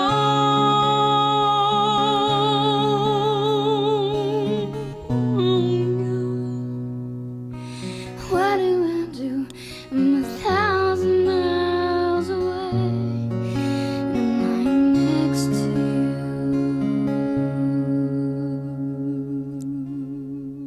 1994. What does that feel like watching that? How old were you in there? Probably 18. Little child. Mm-hmm. Little baby. Singing on stage. Yeah. 1994. What is that like watching that? I make a lot of faces when I sing. It's what I look like. Oh my God. Am I having a seizure or am I singing? What's happening over there? That's crazy. That was a... But the fact that you had the insight to say no to $1 million. So, like, how were you going to make money? You're just going to keep working at the coffee shop until you got gigs and until you started selling records? Like you're... No, I did ask for... I forget how much it was a month, but it was like $2,000 a month. I asked for something to live on. Wow. Then I got, I paid rent and I moved my little brother in with me and my mom in with me and I got a used car. Got a used Volvo and I bought her a used Volvo. How long was it before things started getting crazy?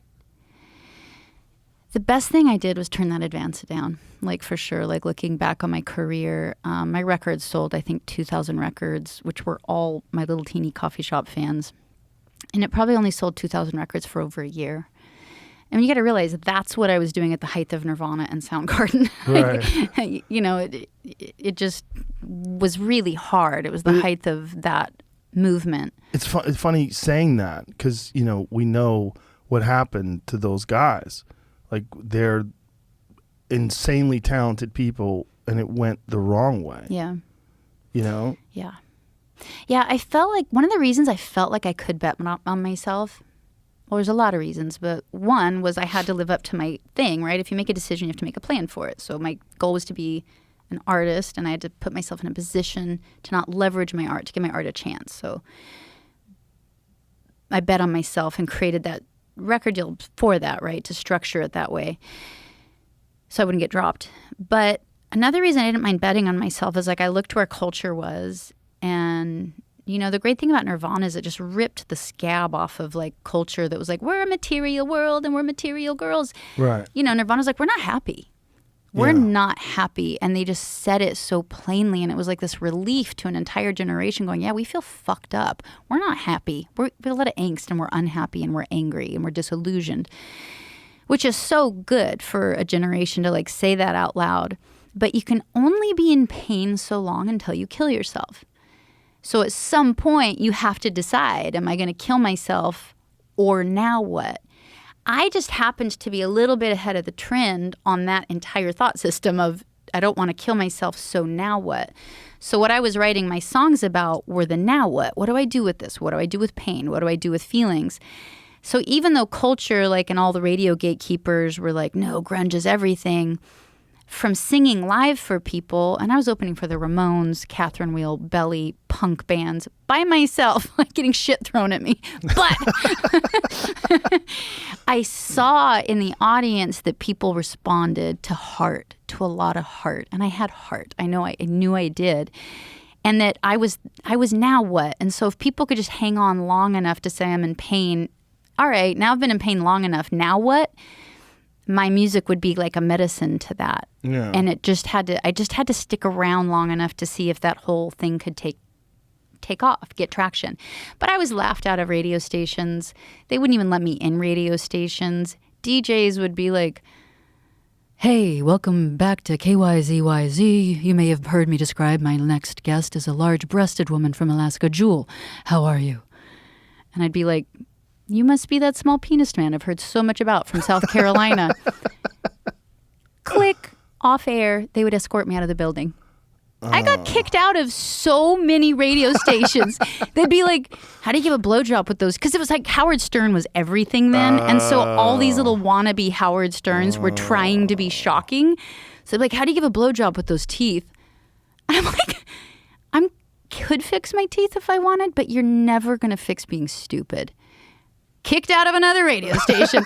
I was kicked out of so many radio stations. My label was begging me like, Jewel, just bite your tongue. And I was like, I did not survive my life, turn down the guy and end up homeless so I could take shit from this little prick on the microphone. Not happening. So it just took a long time. So true what you're saying about the radio guys that were like mocking or mimicking Howard Stern. But they didn't have his intelligence or his talent. No. So they just tried to be mean, you know? God, I can't imagine that. That whole thing about truth that you were saying earlier, or you were saying that there's something about singing that there's a authenticity that comes through in music, in singing, and that authenticity was really what killed hair bands, right? When Nirvana came along, that was the death of hair bands because nobody could listen to that anymore. You heard Nirvana, you heard Nevermind, and you were like, oh God. And then you go back to that other shit and you'd be like, listen, take your fucking makeup off. I don't know what you're doing with your hair, but this is crazy. This is nonsense. It's true. And it was over. It was like literally over because of one band. Yeah. It was the comet that killed like all the dinosaurs. One foul song, like one song. Yep. A friend of mine was in a hair band and was on his way to Europe, was in the airport, saw Nevermind on MTV, called his manager and said, we're going to go home. No joke. It was real. He knew it. He saw the comment. He's like, we're done. We're a bunch of pussies. Like, oh my God, that is hilarious. But it was so real. Yeah. Like when he's singing Rape Me, you're like, what the fuck is this song? Like, and you're watching him and screaming and you're like, oh my God. Yeah. Like this is, and it wasn't a joke. It wasn't an act. It wasn't. That was the feelings that he had inside of him. He ultimately led to his suicide, right? Yeah. But this authenticity, which was completely non-existent in the hairband world. The hairband world was all about like wigs and just platform shoes and whatever the fuck they were wearing and just like this frivolous rock and roll life. It was very marketing. Yeah, it was very... Yeah, surface. Well, a lot of it was marketed, right? A lot of it was like a modern day version of the Monkees, right? They found these people and put them together in a super band. And they would play personas. The singers weren't even, they would play a persona. Mm-hmm. Yeah. But it was funny is like when grunge took off, of course, the system just wants to emulate and replicate it. Mm-hmm. And they don't do it through authenticity because there's not many Kurt Cobains. Right. And so all of a sudden they were just signing like Nirvana .2, and there was just all these bands that were okay, but they were just trying to jump on that bandwagon. And then it's funny how same thing, like if Britney Spears is big, they find all these little things in the category of, but they never see outliers. Our business is really bad at seeing like outliers, and that was definitely like me at that time. Like I was just, they were like, I mean, I can't tell you how many like programs like, well, she's never gonna make it, like you guys got to get up. And my own label, like it went on so long. I failed for so long. How long did you fail for? Over a year for sure. They would have moved on absolutely if I was lucky. If you took that $1 million. And they would have probably dropped me if I took the $1 million, because it was just like cut the losses. Tell you what else I did. I didn't have a tour bus. I didn't have a tour manager. I drove myself around in a rental car. I was so affordable. Like I was the bargain folk singer on the roster. And, there's 600 acts on the label all competing for money, right, for marketing resources. And then there's only so many employees at a label that can champion a band. And so I had to find a way of making sure I stayed a priority after a hot signing like that when I wasn't selling. And so I was like writing thank you letters to every secretary from the road, to the different heads of different departments, how much it meant to me. And it was sincere. It was like, it meant a lot to me. And then I just made sure I was affordable so that when board meetings happened and they looked at the roster, like acts were getting dropped. And I finally had like one champion in the label, and it was like, she costs $12 this month. Like, just let the poor thing stay out there, like. And I was doing 5 shows a day. I was doing 2 cities a day, sometimes 3 cities a day. I was doing over 1,000 shows a year, very easily. And you were traveling solo, or solo? Me, like I had my friend from San Diego helping me drive. Wow. And I was again opening for Ramon and Bauhaus and like these really hard acts. Why would they schedule you with the Ramones? That is like the ultimate ridiculous pairing. I know. Right? Yeah. Rock and roll high school. Like and you singing that, and then it doesn't fit. Yeah, I remember that gig. It was only once that I opened for them, and it was like the shed. And I, of course, was on during daylight really early. And so there were people out on the lawn, but not up in the seats. And so I was like, I wanted everybody to come closer. I was like, come up forward. And they're like, we can't. Security guards won't let us. I was like, F them, jump up over. And so they all jumped the barrier and came rushing the stage. And I did my show, and it felt really good. And the Ramones were like, that was punk rock. I felt pretty good about that. Punk rock folk. So when did things really catch on? 2 things really come to mind. One, I did give up on my first album, and I went back into the studio and started making a second record. And I started writing stuff that sounded grungier. I was like, is that what I gotta do? Like, I could do that. And Bob Dylan was on tour on the East Coast and wanted me to open for him. And I really wanted to open for Bob Dylan. So I quit making that record. I just put a pause on it. Like, I'll be back in 2 weeks, guys. And I went on the road with Dylan. And, his manager was like, nice to meet you. Bob will not meet you. He won't be seeing your shows. You're not going to hang out with him. And he's like, I just want you to know. I was like, I got it. I'm here to do my job. So I do my job, but I really hate people talking when I sing. It really, really bothers me. And so people were there, and it was a theater, but it wasn't containing people. And so I was just like, hey, if you guys aren't here to see me, I get it. But if you want to go out in the lobby, go out in the lobby. Like, whoever stays, please be quiet. And then that didn't work. And so like I asked the spotlight guy to put a spotlight on somebody in the audience. And I was like, you talking, please talk outside. Like, I'm alone up here. Yeah. This is all I got. And I kicked them out. And I said, the security guard will hold your place for you. And I kicked them out of the show. And I guess Bob heard that I had done that. And for some reason, he really loved that I kicked somebody out of his own show.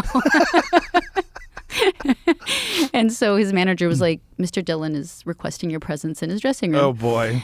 And I had a dream when I was 16 that I got to open for Bob Dylan. 16. I was not writing songs yet.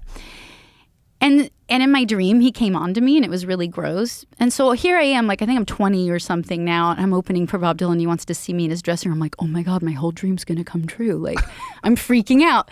So I go down, like, in my turtleneck, and I go to meet him, and he does not hit on me. He was just very, very nice. But he really, really believed in my songs.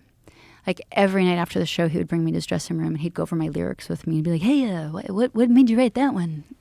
What's that line mean? Is that so-called Social Security? That's a hag line, right? And it was. Like, I got that line from Merle Haggard, influenced by it. And he just really believed in me. He really thought, he liked what I was doing. And he would give me books to read and music to listen to. And he was like, nah, you just got to keep going. Like, no, it's just you and your guitar. Like, keep it just you and your guitar. And it gave me the courage to keep going. So he's why I stuck with that record. And so I told the label, I was like, I'm not making the second album. I'm going back out on the road. And then Neil Young took me out. And then that started to really shift things for me. I was like, okay, I was playing for these really big crowds, and I was starting to like get them. And then Conan O'Brien put me on TV, and that was it. That was like a definite tide shift where, like, for some reason seeing me on TV really helped. And then, I mean, it took time still. Like, I remember doing interviews and people being like, what's it like to be famous? And I'm in a shit, terrible, hotel room going, is this it? Is this fame? Did it happen? But somewhere around then it began to snowball, and then I started selling 1 million albums every month for over a year. Holy shit. It was crazy. Holy shit. Yeah. Holy shit. That's back when people bought albums too. Yeah. Like that's you got in the last wave. I did. I was lucky. That was literally the last wave. Yeah. Every month, another million. That is crazy. Yep. That went on for a year? Over a year. Wow. It was crazy pants. Wow. That's bananas. What did that feel like? How old were you? 20? Jesus Christ. 21 maybe? That is so crazy. Yeah. So I got discovered when I was 18, and then I think it finally hit when I was 21 maybe. 21 selling 1 million albums a month. That's fucking bananas. It got big. It just took on, like, it was like, you talk about momentum. It was unreal. Thank God you weren't doing drugs. Right? Yeah. Yeah. Because that would have been the time you'd be like, this is a little too heavy. Yeah. People don't get how traumatic that kind of fame is. It's hard. It's traumatic when you're 50. Yeah. It's when you're 20 and you don't even know who you are. And you also are recovering from just getting over being homeless. Yeah. And you're still dealing. I mean, we're talking about a girl who was suicidal in Alaska 5 years ago. Like that's what's crazy. Yeah. To go from you watching the tide come in and out and realizing you don't have to kill yourself to 5 years later selling 1 million albums a month. Holy fuck. Yeah. Wow. Woo. So how'd you stay grounded? How'd you keep your shit together? Well, that promise I made myself on the beach of, like, my first job is to figure out how to be a happy person. I had to create a whole plan around it. You know, like, it's funny, people make business plans that are really thoughtful. What resources will I allocate this new business, you know? Yeah. But we don't do it for our own happiness. And I tried to just, even though I didn't have a lot of skills, I tried to be really practical. Like, Jewel, if you're saying happiness really is your number one job, you have to make a plan around it and be accountable to it. And so that was always, like, I thought about it every day. Like, my music was a side effect of that number one job. And that's why my music was always about, like, my music was about this process for me. And so it required different strategies at different times, but the exercises I kind of developed while I was homeless, I kept developing those types of things that helped me cope with fame, helped me cope with, you know, anxiety, because plenty of stuff was coming up, you know, and it's hard and a difficult job for sure. And so I just kept coming up with plans, strategies, seeing how I was doing, how am I behaving, do I like how I'm behaving, am I happy, if I'm not, what am I going to do about it, while I was also trying to create a real plan around my career to be successful at it. And so I just treated it like a real job. After my second album, I quit, like, just fully quit. I quit for 2 whole years because I was like, I can't keep doing this. Like, this isn't psychologically healthy for me. I never thought I'd get to that level of fame. And so I quit until I could figure out, like, I was like, do I want to be a photographer? Would I rather do something else? Like, how do I do this? And then for me, I kind of realized it's funny, but what worked for me was being less famous. It just got too much. I think by that time I was on the cover of Time magazine, and I was the type of famous where you can't go pee without people following you in and cross the street without people following you. And so I realized during that 2 years where I didn't do anything at the height of my fame, like, your profile really does go down. Like, I got less famous. And that felt really good. It felt good for the type of person I was because, you know, I'm not just a pop singer, I'm a writer. So to write, you have to ingest a tremendous amount of information if you're going to have any kind of output. But if you're touring all the time, you're not ingesting enough information. Right. And so I was like, my fix was get less famous between records, which made my label crazy. And, you know, when Who'll Save Your Soul was my first hit, that was the very first song I wrote. So it was like... Who Will Save Your Soul is the very first song you wrote? Yeah. Yeah, I wrote that when I was 16 at boarding school. And I couldn't stay on campus for spring break. I had no idea you couldn't stay on campus for the break. So I was like, I'll just hunker down in my room while everyone goes away for Christmas. And so I hitchhiked across the country and then hitchhiked through Mexico for spring break because I'm super smart. And I started writing songs, street singing, to kind of earn my way across country and earn food money. And so that first song about just watching, I'd improvise lyrics as people walked by. And I just would keep improvising lyrics, and that was Who'll Save Your Soul. It turned into Who'll Save Your Soul. Wow. So that became my first hit. And it was weird because I didn't mean to write a hit. I did never really, when I was writing these songs, never thought I'd be a famous musician. It was just, we got a head trip because then you're supposed to have more hits and write more hits, but I never meant to write a hit. And so if I didn't know how I did it, how would I do it again? And then I realized, hey, idiot, you have the biggest back end anybody's ever gotten. You're loaded. You don't ever have to have a hit again. I never had to have a hit again, ever. I sold so many records. I was like, I won the lotto. You didn't spend it? You didn't go crazy? Mm-mm. It had to be so hard to be that young and be that wealthy, from going from being homeless to 5 years later being rich as fuck. I never cared. I liked being happy. It sounds so dumb. But my metric was really different. My metric got shifted so hard because I'd been so miserable. And there's plenty of rich people that still kill themselves, so that can't be the answer. But having health insurance, having medicine, being able to get a plane ticket whenever I wanted, like, you talk about money helps. It don't make you happy, but it helps. Yeah. It was really nice having a home, you know what I mean? But I was just never a real money-hungry person. It just wasn't the key to what turned me on personally. Other things turned me on more. So, but it's still amazing to have that kind of insight while you're recovering from being homeless, and then you get insanely wealthy really quickly. Like that kind of money, like making that kind of money, selling 1 million records a month is fucking insane. Yeah. Yeah, to me, again, it goes back to that logical plan of like my North Star. Figure out how to be happy. It's an active job, and then be an artist. That meant like, I want to be one of the best singer-songwriters of all time. That's ambitious. Doesn't mean I'll get it, but that is my goal.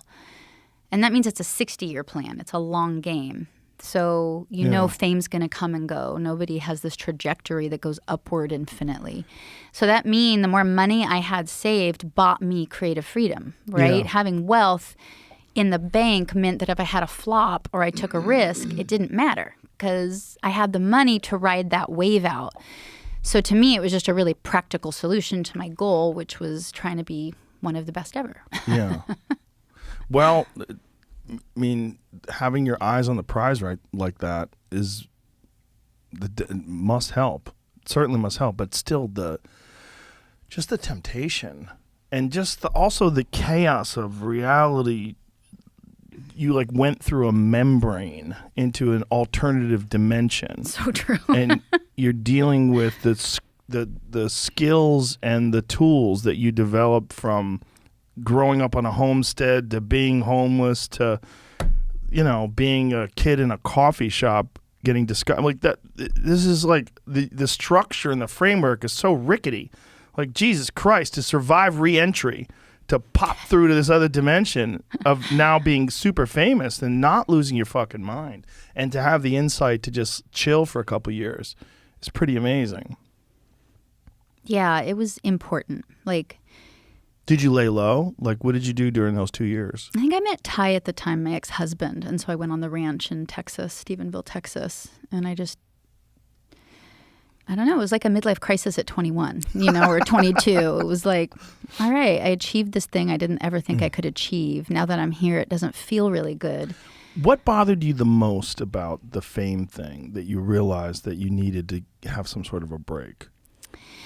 As a writer, I was a voyeur. I like watching people. I like reading. I like having quiet space and stillness around me because that's how I always related to myself. Like that internal dialectic means I kind of need to be alone and be still and be quiet. And fame just shattered all that. It was a very noisy job, emotionally noisy. The fame, the eyes on you all the time, being stared at everywhere, not being able to go to eat without people. And I'm empathic, like I'm really sensitive. And so you feel like the waiter about to freak out which is nice. It's not that it's not nice. It's just that when it's 24 hours a day or whatever, unless you're sleeping, it didn't feel good. It was like seeing myself through funhouse mirrors. My perception of myself was getting warped, and that seems really dangerous because my perception is my power. Like that's how I write. It's how I relate to myself. It's how I do my number one job of how am I doing. And if all you can see is funhouse mirrors, you're going to have a really fucked up perception. And I knew I was going to get off course. And that to me felt really dangerous. Like nothing was worth that feeling to me. When you see someone like Britney Spears today that seems to be really struggling, do you see that, like that path, and you see like what it was like for you as a young woman to experience that kind of very bizarre fame? That, I mean, we can talk about this. We could sort of try to explain to people who've never experienced it what it's like, but it's an alien thing. It's not normal. No one is supposed to go places and everyone knows who you are. It's not the way human beings evolved. It's not the way we do. You're supposed to know people who know you, and that's it. Mm-hmm. You're not supposed to go places and everyone knows you. So to experience that at a young age, and for someone like Britney Spears, who, you know, she was on the Mickey Mouse Club, right? Yeah. So she'd had no moments of normalcy, you know. And I've talked to quite a few child stars, and no one seems to get through it. You know, Demi Lovato, Miley Cyrus. There's this. I know a few personally. They don't get through it. Yeah. It's like the way I've described it. It's like mixing concrete, but you don't add enough water, or you add some other stuff, and then like you can't fix it once it's built. Like, this is it. This is the concrete. Like, bitch, that's not concrete. Like, you can't put a house on that. Like, that's gonna fall apart. This is crazy. What did you do? I made concrete. Like, that's not fucking concrete. It's like all the ingredients, but what you had was like a different kind of concrete. Because being a fucking 15-year-old homeless kid and being suicidal and leaving your family and all that, like, man, that is like, you did figure out a way to form. You figured out a way to form it so much that you recognized the pitfalls and you're like, I'm gonna get out of this. Whereas no one else can. Like, everyone else is like, they chase it even after it's gone. They wind up doing reality shows. They try to find some way to reignite the spark. And it's sad. It's sad to watch. It's sad to see. But when you see someone like Britney Spears, you know, and all this crazy shit that's going on with her, I mean, you don't watch the news, but have you paid attention? I'm totally aware of what's happening with her. Does it? I mean, kind of. Does it feel awful for you? I mean, you obviously, to me, it's like when I watch a comic fall apart. If I watch a stand-up who's like going crazy and losing his mind, it hurts. Yeah. It hurts in a way that doesn't hurt if I'm watching a painter or someone that I don't have the same job as. Yeah. It is hard. You know, the same way when I moved out and I knew I was in a really dangerous position, you know, statistically, kids who move out at 15 that have been abused, it's a really predictable future. I knew that me getting signed at 18 was a really predictable future and that it was dangerous. I know I was doing something really dangerous, but I would love singing. I love it so much. I really loved it. It was very compelling to me and I felt lucky to do something I loved. But I also knew it was super, super dangerous. And so that plan, like my number one job is to be a happy person, that was my only way that I felt like I might be able to survive it. And so I just had to be really serious about it and be willing to walk away at any time if I thought I wasn't living up to my number one job. And that's where you have to create a lot of strategies, like self-worth. Like, I had a terrible sense of self-worth, you know, that when you're raised that way, it heals so slowly. And so you become performative, right? It's an illness of perfection. It's an addiction to perfectionism. Everybody can relate to that. I don't feel lovable. I didn't get my needs met. And so if I'm really perfect, maybe I'll earn my way back into love, worth. So you become very perfectionist and very performative. And then if I perform well, I get praised. It's the story of pretty much every, entertainer. Yeah. When people clap for me, I feel like a good person. You get an internal dopamine rush. It's like your own little internal pharmacy, like a little drugstore. You just got a hit. And when that goes away, you go back to feeling like a bad person. So I knew that was a real, real, real problem for me. And so I knew I had to heal that one from the inside. I had to figure out why I was valuable in a way that nobody could take away. that it would be irrelevant of whether I had a hit or not. It would be irrelevant of whether, I think it's the right word. But I think also not relative to, do Right. my dad and I get a relationship again? Or will my mom ever love me? Or am I famous or not famous? Like, I had to figure out how to heal that thing from the inside. Otherwise, I could be leveraged and manipulated really easily. Right? Yeah. Because I'd need that hit. And I would, even if it was a sucky hit, I'd need that hit so bad I would just do it. That's a leveraged position. Like, that's a really bad position to put yourself in. So for me, it was just trying to find really meaningful solutions to kind of complex problems and make sure that they worked for me. And so my whole career was problem solving this kind of thing because I had to keep my promise to myself. And, I didn't end up quitting music. Like, after that 2-year hiatus, I was like, I like music. I really love this. I love being a writer. So I have to find a way that it isn't toxic, where it doesn't kill me. And for me, that meant doing, again, whatever I wanted. I was like, I won the lotto. I don't have to have a hit. I get to do whatever I want creatively. And so I just started doing whatever I wanted. If I wanted to write a pop song, I wrote a pop song. If I wanted to make a country record, I made a country record. May not have been a good career decision, didn't care.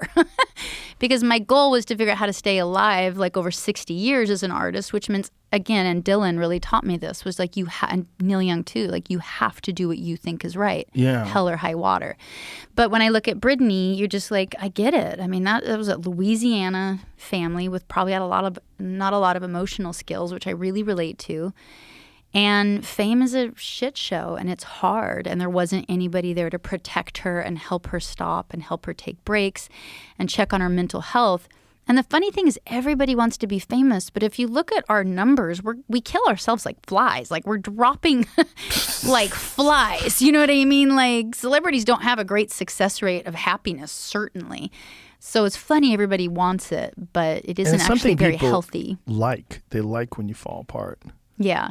They enjoy it when someone who's famous like completely goes mental. Yeah. They really do. Yeah. It's like more so than almost any other occupation. Yeah. When someone loses their mind, you can abandon all concerns about mental health just to take part in the mockery.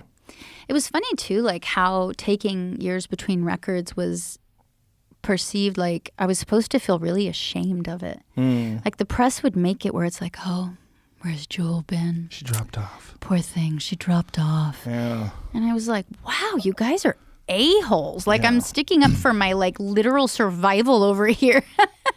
And you're making me feel like it's the worst decision. It never even, of course, dawned on them that I was even doing it deliberately to make a lifestyle plan that worked for me. But they shame you for it. Yeah. They shame you. Like, you talk about if you do struggle with self-worth, the media will pile on and make you feel like a terrible person because that last hit didn't quite go. Well, it's a juicy narrative. Yeah. The juicy narrative is the one-hit wonder. Yeah. Or the person who was on top of the world and then now they've fallen off. Yeah. People love that shit. They especially love that shit when they're not doing well because they would probably see you on the cover of Time magazine and be like, pfft. And now they see, you've taken 2 years off. Like, yeah. Oh, I wonder if she's suicidal yet. Yeah. How's she doing?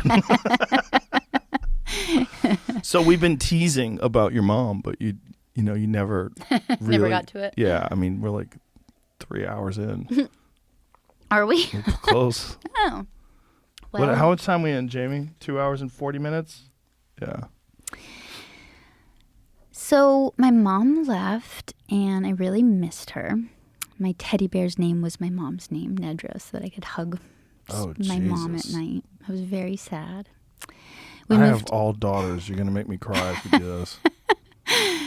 And we moved to Homer. I remember it was the last night of the show at the Captain Cook, and we had our car packed. My dad was taking us to Homer.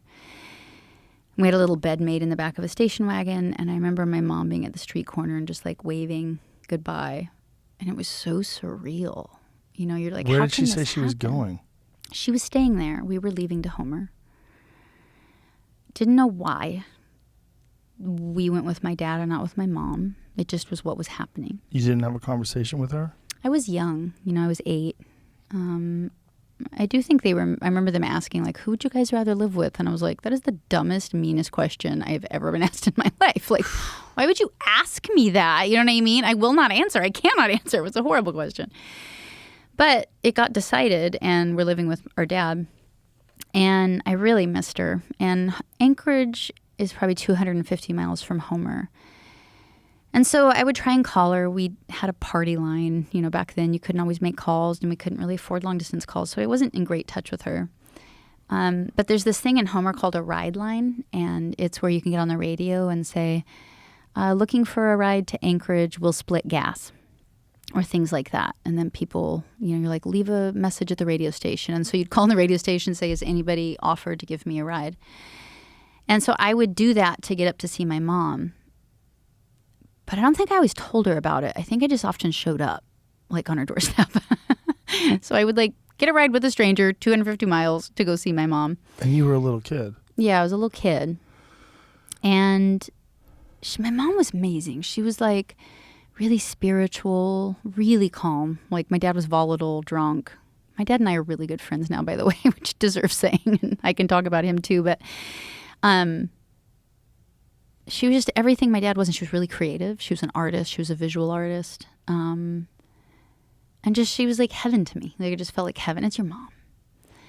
And so she would say things like, you know, your brain is really powerful. Like, we barely use all of our brain. In fact, everything's related, and we can affect things with our mind. And if you look at that light bulb long enough and really focus, you can get it to dim. Why don't you try that? And I'll be back. So I think I was babysat. By a light bulb? By a light bulb. Oh, my God. Oh, my God. You returned as a fucking 9-year-old staring at a fire. Oh, my God. It actually was that you should be able to get it to go out. And I felt like I failed when I didn't. And she'd come back. She said, that's okay. You know, you just are learning to focus, and you can try harder. Which is already starting to set up this narrative of, like, it's my fault. Oh, God. So my mom was interesting. I don't even know how to keep explaining her. I have a book called Never Broken where I really, like, it's like the life of I wrote my own biography, but it definitely, like, it took that long to really figure out how to explain my mom. But my mom was really, like I said, really spiritual. She's like, there's stalkers and there's dreamers in the world. You know, there's people that dream up things to do, and then there's the stalkers, and they do it. And she goes, I'm a dreamer and you're a doer, which again was starting to set up this narrative of, like, There's something wrong with you. Dreams things up, yeah, and I execute them. Right? It starts to be this, like, strange narrative that I didn't see at all during the time. I just thought that was really cool and really philosophical. So I move out. I remember, too, like, one time driving in the car, and I was sad because Dad had hit me, and she was like, you'll never break. She goes, you're unbreakable. There's a steel rod in you. And it made me feel good. And looking back, I'm like, who says that to a kid whose dad's hitting them? Like, why not say, I'll take you. You'll never go back to him again. Like, right. It's just so weird. But instead, I just felt so proud that she thought I had a metal rod in me and I wouldn't break. Like, it's just so weird. Holy shit. I think between the ages of, like, 8 and 18, I lived in 22 different places. Like, I was a very transient kid. My dad was moving around. We weren't always on the homestead. He'd go live with girlfriends. He had, like, you know, what do you call it? Serial girlfriends, you know. And then I moved out. So my mom had heart problems and was sick quite a lot. And then when I graduated high school, she was in San Diego. And so she was having heart problems, and I went to take care of her. That's how I ended up in San Diego. And so she got this really big house that was, like, way too big to afford. It was, like, really nice. She liked nice things. And I was trying to work jobs to, like, pay her rent. And she was too sick to work. And then I got kicked out. I was living, and she was like, why don't we live in our cars? And I was like, that would be amazing, because paying that rent was so stressful. And then she ended up bailing and going back to Alaska. I stayed in my car, and all that happened. Did she take care of her heart issue? I don't think there was ever a heart issue. Oh, boy. Yeah. Anyway. So it was fake? So you went I down don't know. there to I take can't care say of her, that. but there I was don't want to get sued, but your mom would sue you? I just don't want to be sued. That's all I'm saying. Okay. I don't know that to be a fact. Okay. Let's just leave it at that. Thank Fuck. you. So she went back to Alaska. I went through this crazy experience being homeless. I got signed. I called her one day from a payphone. I was like, Mom, you're not going to believe it. Like, record labels are coming to see me. And she was like, I will be down to help you. Oh, boy.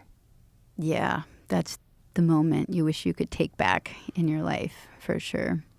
But I was really flattered. You know, I felt You probably loved. also missed her. Oh my God, I was so lovesick for Yeah. her, you know, so lovesick. And she was just my hero. Like, she was just so cool and creative and spiritual and philosophical and like smart and like, she was neat, like super alternative. And when I was 16, backing up just a little bit, like, so I was away at boarding school, she'd written me a letter and she said we were like having the same soul in two different bodies, which felt like a huge compliment to me because it meant, I don't know, I felt owned, you know, like she wanted me. It felt like being claimed, I guess. Right. So she started advising me. I had my own manager, but then she started co-managing me. And then she ended up pushing the other manager out. And she came to me one day and was like, hey, your business manager stole $5,000 from you. It's not a lot of money, but why is someone else managing your money? And I was like, yeah, fuck him. Why the hell is someone else managing my money? She goes, we can just hire accountants. Like, why would we pay someone to do that? I was like, hell yeah, why would we? And so cue the accountants. Long story short, I woke up at 34 and realized all the money was gone. Oh, no. And I was like $3 million in debt. And it was Oh, no. really not good. How much did she steal? My accountants think that it was probably somewhere at least north of 100 million, but I don't really know for sure. Yeah. Your mom stole. Well, let's be careful with the word stole for lawsuits. I'm going to say it. It's Let her sue gone. me. It's gone. That's all I can Well, what did say. she do with it? Never could find it. Don't know. Just gone. Did she have an explanation? Things, you know, started seeming weird. You know what's amazing is like that 2-year like empowering break I took from the music industry to decide like, do I really want to do this? I was going broke during them because she was spending so much money and I had no idea and she never said anything. So she just had access to your money. Yeah. Through these other people, but I didn't know that she did. She'd always wanted 50% of my income as a salary and I would just never give it to her. I was like, no. 50%? Yeah. But I was like, no, you're not having 50%. So she just took it. Holy shit. Yeah. There were shell companies. There was all kinds of things. It Oh wasn't my pretty. God. Yeah. Is she still alive? Mm-hmm. How? I don't know.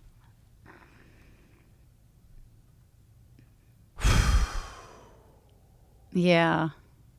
And so how much in debt were you at 34? I think about 3 million. Jesus Christ. So I suddenly had to like, I had to sell all my homes. Not all of them. Poor baby. People hear that. I know. Yeah, that's It all wasn't your homes. all my homes. I had one home I lived in Rancho Santa Fe that my mom lived with me. And then I had an office that I sold. That is... And then my mom had bought a house on Lopez Island. And mind you, I'm driving a Jeep Cherokee. You know what I mean? Like, Right. So you never went crazy. I never went crazy.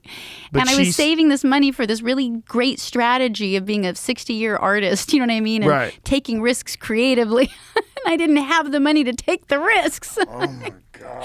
And she was such a cool character. Like, apparently, like, I went broke several times and she never broke a sweat. She just waited for me to come back around and decide I wanted to sing again, which I did, amazingly. But you didn't have any access to your bank accounts. You didn't look at any of that. I did. How do I do this without I just don't want to get sued. You really think your mom would sue you after stealing $100 million from you? I think it's really possible. It could be just, I don't know. There's people that can take care of that, you know. I was seeing bank statements, but they weren't real. Oh, no. Yeah. Oh, it gets worse. Oh, my God. Yeah. Holy shit.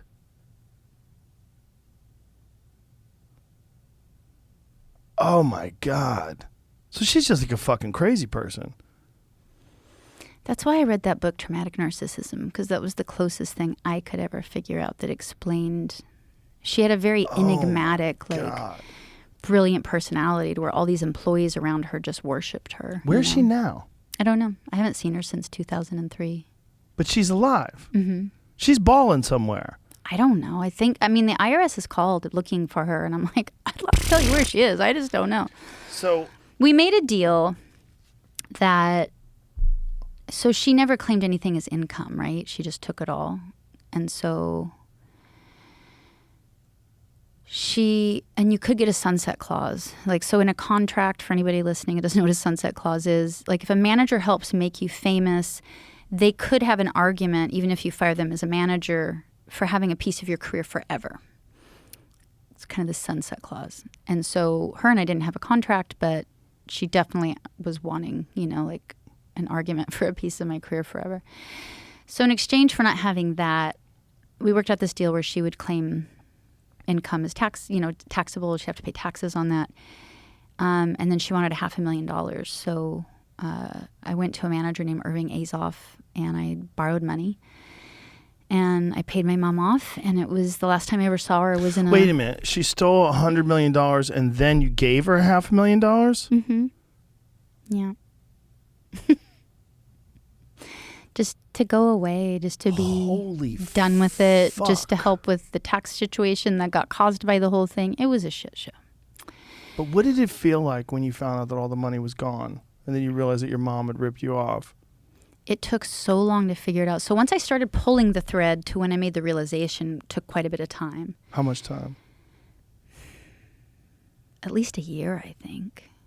Probably. What was her thought? Did she have an explanation? No, she just was like, no. Nothing was ever clear. Nothing made sense. And, I would try to bring in the other people. I'm like, what the hell? How did this happen? And then I brought in an outside auditor. And that's when, I started figuring out, and this woman, I'll never forget. I was at a hotel in L.A. My mom was there. Her two, right hands were there. This accountant. And she was like, you've gone broke several times in your career. I was like, come again? What? What started the first thread is my manager that got pushed out sued me for being pushed out, I guess. So she sued me for I think it was maybe the sunset clause. I can't remember very good. And so we go through this whole lawsuit. It's an intense lawsuit. The judge finally brings me and this manager in an office, and he's like, just settle. You two need to work this out. This is going on forever. Just settle. We agreed on a price. I agree to pay her. We go outside. I tell my mom, all right, I just agreed to pay her X dollars. My mom goes, we don't have it. And I went, come again? This was a number I should have. And so she told me in front of my lawyer and maybe her lawyer that there was no money. And that's how I started to figure it out. That woman went through this whole lawsuit without ever telling me. Holy fuck, your mom sounds insane. So your mom had staff? Mm-hmm. She had oh boy. Yeah. So she just took to that money like a duck to water. Yeah, she loved money. Yeah, I was not as much my deal, but she really liked it. Oh my God, that is so insane. I'm thinking about it now. So if you were in your 20s when you hit, and then you're 34 when you realize you were broke, $10 million a year, a crazy person can spend $10 million a year pretty fucking easy. Mm-hmm. Yeah. That's all she had to do, and then you're gone $100 million. Mm-hmm. And you just trusted her. Yeah, I did. Nobody else could have done it but her. But I really, really did trust her. Jewel. Yeah. Oh my God. The thing, like, and I put this in the book, but like, she had this house on Lopez. I needed her to sell it too, because I needed to sell every asset, you know, to try and pay back, to get this $3 million out of debt. And she bought it with my money, you know what I mean? So it's technically my home-ish, but it was in her name, and she had the title. And so she was like, yes, of course I'll give it to you. She never did. And so again, it was the same hotel. I was cutting a pop record, which, by the way, was like, you don't make pop records when you're a 90s credible singer-songwriter. It's not what you do. Like, that was a huge risk for me, and I knew it, but I wanted to do it. Then I was broke, taking a huge musical risk that I knew everybody would hate. I knew the press would hate me making a pop record. Like, again, like, I'll have to tell you a story about that, but I knew it was a risky thing. So now I'm like trying to make a record, deal with the fact that my mom is not who I thought she was. Everything pretty much I've been told about my life from her was not what I thought it was. I'd have to go through my entire life emotionally and psychologically and figure out what was a truth and what was a lie from 35 years of my mom talking to me. It was an awful, awful, awful thing. The betrayal, the hurt, you can imagine the whole 9 yards. But I still was trying to just handle the money thing, right? And make this record, because I really needed to make this record. And so she's in the hotel, and I was like, you haven't sold this house. Like, you have to sell this house. You have to give me this money. And it was like all the masks came off. My mom has never spoken above a whisper. She'd always speak in this really calm voice. She'd never get angry. It's hard for me to describe, like, the look on her face, but it was like seeing a mask ripped off. And she's like, I'll give you the fucking house. And I was like, I could end up dead. Like she could kill you. It worried me. I was like, that hit a new level of like what I was dealing with. And I made sure I changed my will instantly. I made sure like I took care of all that level of stuff. Holy shit. So now you're thinking your mom might kill you. Whether it's justified or not, I was like, Jewel, this is how people end up on TV. Yeah. Dead. In one of those true crime shows. Holy fuck. Yeah. Oh. Oh my God. I have such a hard time with this story. How do you ever trust anybody after that? I think that my life has been defined in what I would call true rebellion. Being truly rebellious when I moved out at 15 meant figuring out how to be happy. You know, being truly rebellious meant when I was signed, figuring out how to be famous and happy. And the only real fuck you I could think of for my mom was figuring out how to be happy. And it's funny, I could cry saying that, but I really mean it. It's so funny. I was not going to let her make me bitter or damaged or unable to live in the world and know love and tenderness. I wanted my life to make me more loving and more kind and more giving and more generous. And you don't just get to do that. You have to fight for it. Unless you're delusional and you just act like everything's fine and act like you're fine, but you can't fake that. You have to really heal. You have to really figure out how to recover. And thankfully, my hit at the time became a hit. It was Intuition. Huge left turn musically, but thank God it was a hit. And then I was about to do a huge tour. It was going to make me a shit ton of money. And I didn't do it. I called my manager and I said, I can't tour. I'm going to have a mental breakdown. Like, I can't figure out how to walk in life right now with everything. Oh, sorry, I'm getting so emotional. I just didn't know how to do it. And so I just stopped and I just didn't worry about the money and I didn't worry about anything. And I just quit and I hid out on the ranch in Stephenville. And I was like, okay, this is like, you're going to have to do the best figuring out you've ever done. And I didn't want to go to a therapist because my brain had been so fucked with. I was so mind-washed by my mom. And so I kind of went back to the drawing boards of self and other. What thoughts are mine? What thoughts aren't mine? What things make me anxious? What things don't? And something, I don't know why, really helped me was I went to the bathroom, I was washing my hands, I looked in the mirror in my home, and I remember this thing called it was like an allegory of the golden statue. Have you ever heard that? No. It might be actually a real historical story, but a warring village was coming to ambush a village, and they heard about it, and they had a really valuable statue made of solid gold. They covered it in mud to hide its value. The war happened, the war left, and people were so busy recovering, they never uncovered this statue. And so much time passed, people actually forgot it was a gold statue. And then one day a huge flood came or rain came, and it started to chip away the mud, and it was revealed to have gold. So for some reason, I'm washing my hands, I'm looking in the mirror, and I think of that story, and I was like, what if I'm approaching this whole thing wrong? What if it's not that I'm broken and I have to fix myself? Because I felt very broken. And I was like, what if it's that like a soul or your nature, whatever you want to call it, isn't like a chair or a cup that can be broken?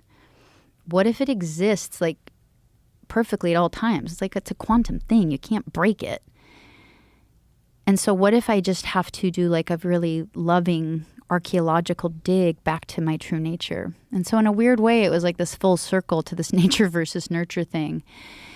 And like fighting for my life, for my soul, for my happiness, by getting rid of just the years of abuse and neglect and mud and blood and spit and harm and everything, and figure out how to wash that away, which is easier. It's easier to know I'm actually whole. I just have to get rid of what's not me. That started to be kind of like clear. It's a little more binary that way. It's just simpler to deal with.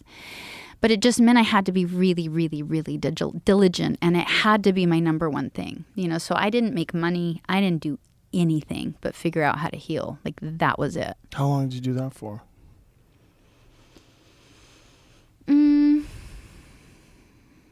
Quite a while. Yeah, quite a while. It was sad. It's sad to feel like you bury a parent while they're still alive. You know, the grief of that, and grieving that I never did have a mom. So I had to grieve that. And then I had to grieve the fact that I was tricked, and the version of a mom I thought I had wasn't real either. That was a double head trip. Oh, your mom sounds like a total sociopath. I mean, imagining stealing from your child is, it's not that like those, the idea isn't even, it's not even available. Like I can't find it.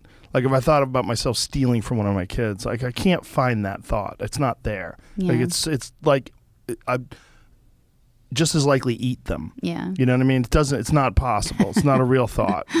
So stealing from your child is crazy, but the fact that she steals and does it for all these years and then vanishes, and then you pay her off, like, you have to give her money on top of it. You have to give her $500,000 to tell her to fuck off. And then she still keeps that house and doesn't sell it. Yeah. Dude, that's so insane. The fact that you've come out of it like very friendly. Very, like you're like really positive and happy. It's like, how the fuck did you do that? Like that is almost more of an accomplishment. Or you know what it is? It's relatively equal to the accomplishment of getting over being a suicidal 15-year-old homeless kid or 18-year-old homeless kid. It's like it's relatively equal, because the despair and the pain, and almost more so, right? Because that now you've become famous and wealthy, and you've overcome, at least on paper, to realize, but you haven't, because you're still fucked over by the thing that ruined you in the first place, right? How do you mean? Your mom. You're like not having a mom there. The thing that was fucking you up when you were a child fucks you up as a 34-year-old. Yeah. Like, God damn it. But you pull through. You Yeah. pull through like you pulled through then. You pull through again. It's fucking incredible. It's incredible that you're not broken. Yeah. You know, like that metal rod. Maybe that bitch was right.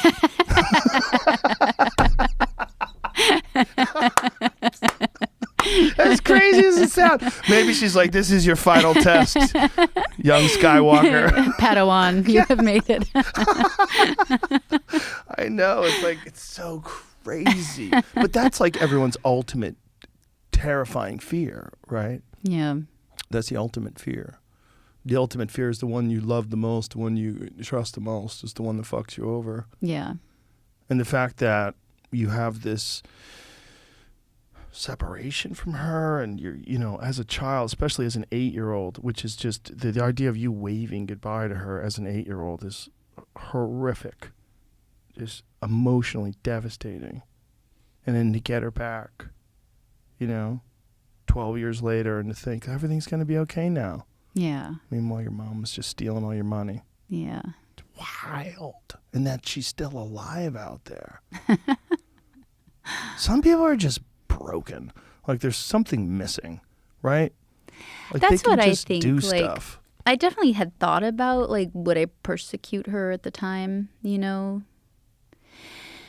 But I didn't for 2 reasons. One is, like, just that logical thing of, like, what's the quickest way to healing? It's not a lawsuit. And if it's gone, it's gone. But it might not be gone.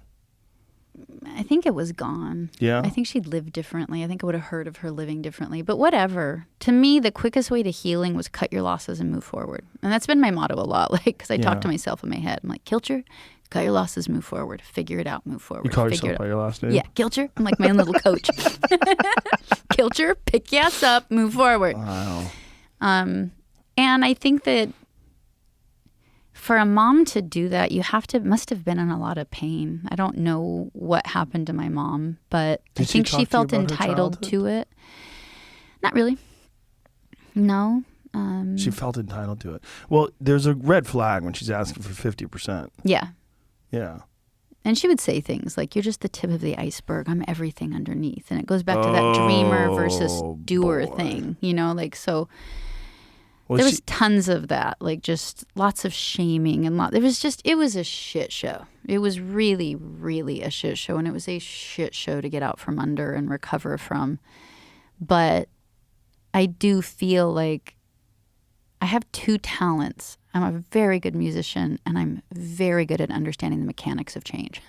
I understand it. I understand that. And it's really interesting because as I look at where culture is and where do I intersect, just like when I was like 18, culture was in pain, and I'm like, now what? That's where I had an authentic, real intersection. It's that way again. The world's in more pain and ever, and I have things that I know help people. And that's worth it. It's not like I'd wish my life again, but I've not just survived my life, but I've thrived in it.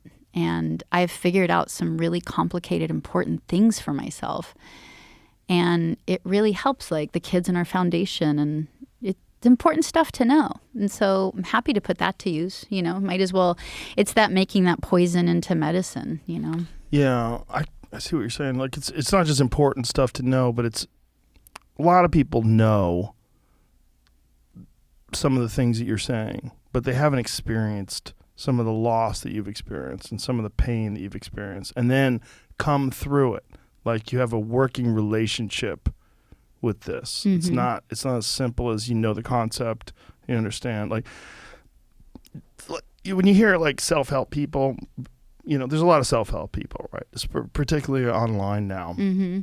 But then you go, well, what the fuck have you ever done, man? Mm-hmm. Like what have you done? Like, there's a lot of these self-help people that are just talking to you about going for it and trusting your instincts and really making a plan, and then be like, but all you do is tell people how to do things. Like, what have you done? And how do you if you're doing things, how the fuck do you have so much time to tell people what to do? Mm-hmm. You don't, right?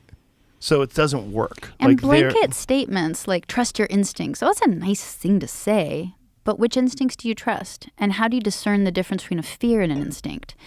That takes a much more mechanical look at something that, quick 3-minute videos on Instagram aren't going to help you with, And it was really interesting. I never thought what I did or how I did it was very interesting. But a neuroscientist came to me and was like, what are these exercises? I explained to him, and he was like, these actually do neurologically rewire your brain. And I was like, that's so interesting. Like, it's very interesting. I'd never thought of it that way. And so if you're going to get something out of all this, you might as well get something out of it. And for me, it was like, I could write songs, and I am one of the only people, it's so weird to say, I'm one of the only people in the mental health field that has actually created practicable things that rewire you. Everybody else just talking about a philosophy. I'm like, that's really weird. My little dumb country ass is one of the only people that's actually figured out practicable steps. Yeah, but you can't make a map of the territory unless you've actually navigated it. Yeah. There's a lot of people that understand the concepts that are involved in reshaping your perspective and remapping the way you see reality, but have they actually navigated it? Have they gone through the despair? Have they had their mother steal $100 million fucking dollars? You know, have they done all this? Have they, Yeah, there's a psychologist. He was like, I don't know how you know what you know. Like, I don't know how you know it. And I was like, I just didn't get it from a book. Yeah. Like, I got it from my life. And because I wanted to survive, I didn't want to kill myself. So now what? Yeah. Well, that's a powerful motivating force, right? Mm-hmm. Especially for a young person that sees so many examples of how to do things the wrong way around you all the time. Yeah. And you realize, I don't want to be like that. Mm-hmm. For me, when I was young, I just watched a lot of people living their lives in a way that wasn't fun. They just hated it, and they were sick. They were like sick with life, like life made them sick. But I never had to go through anything like you did. No, but it's such an astute observation. And like I mentioned to you earlier, but like I'm writing a book, and one of the things I'm putting it is like these 4 illnesses and these 4 addictions of when you tolerate the intolerable, you get sick.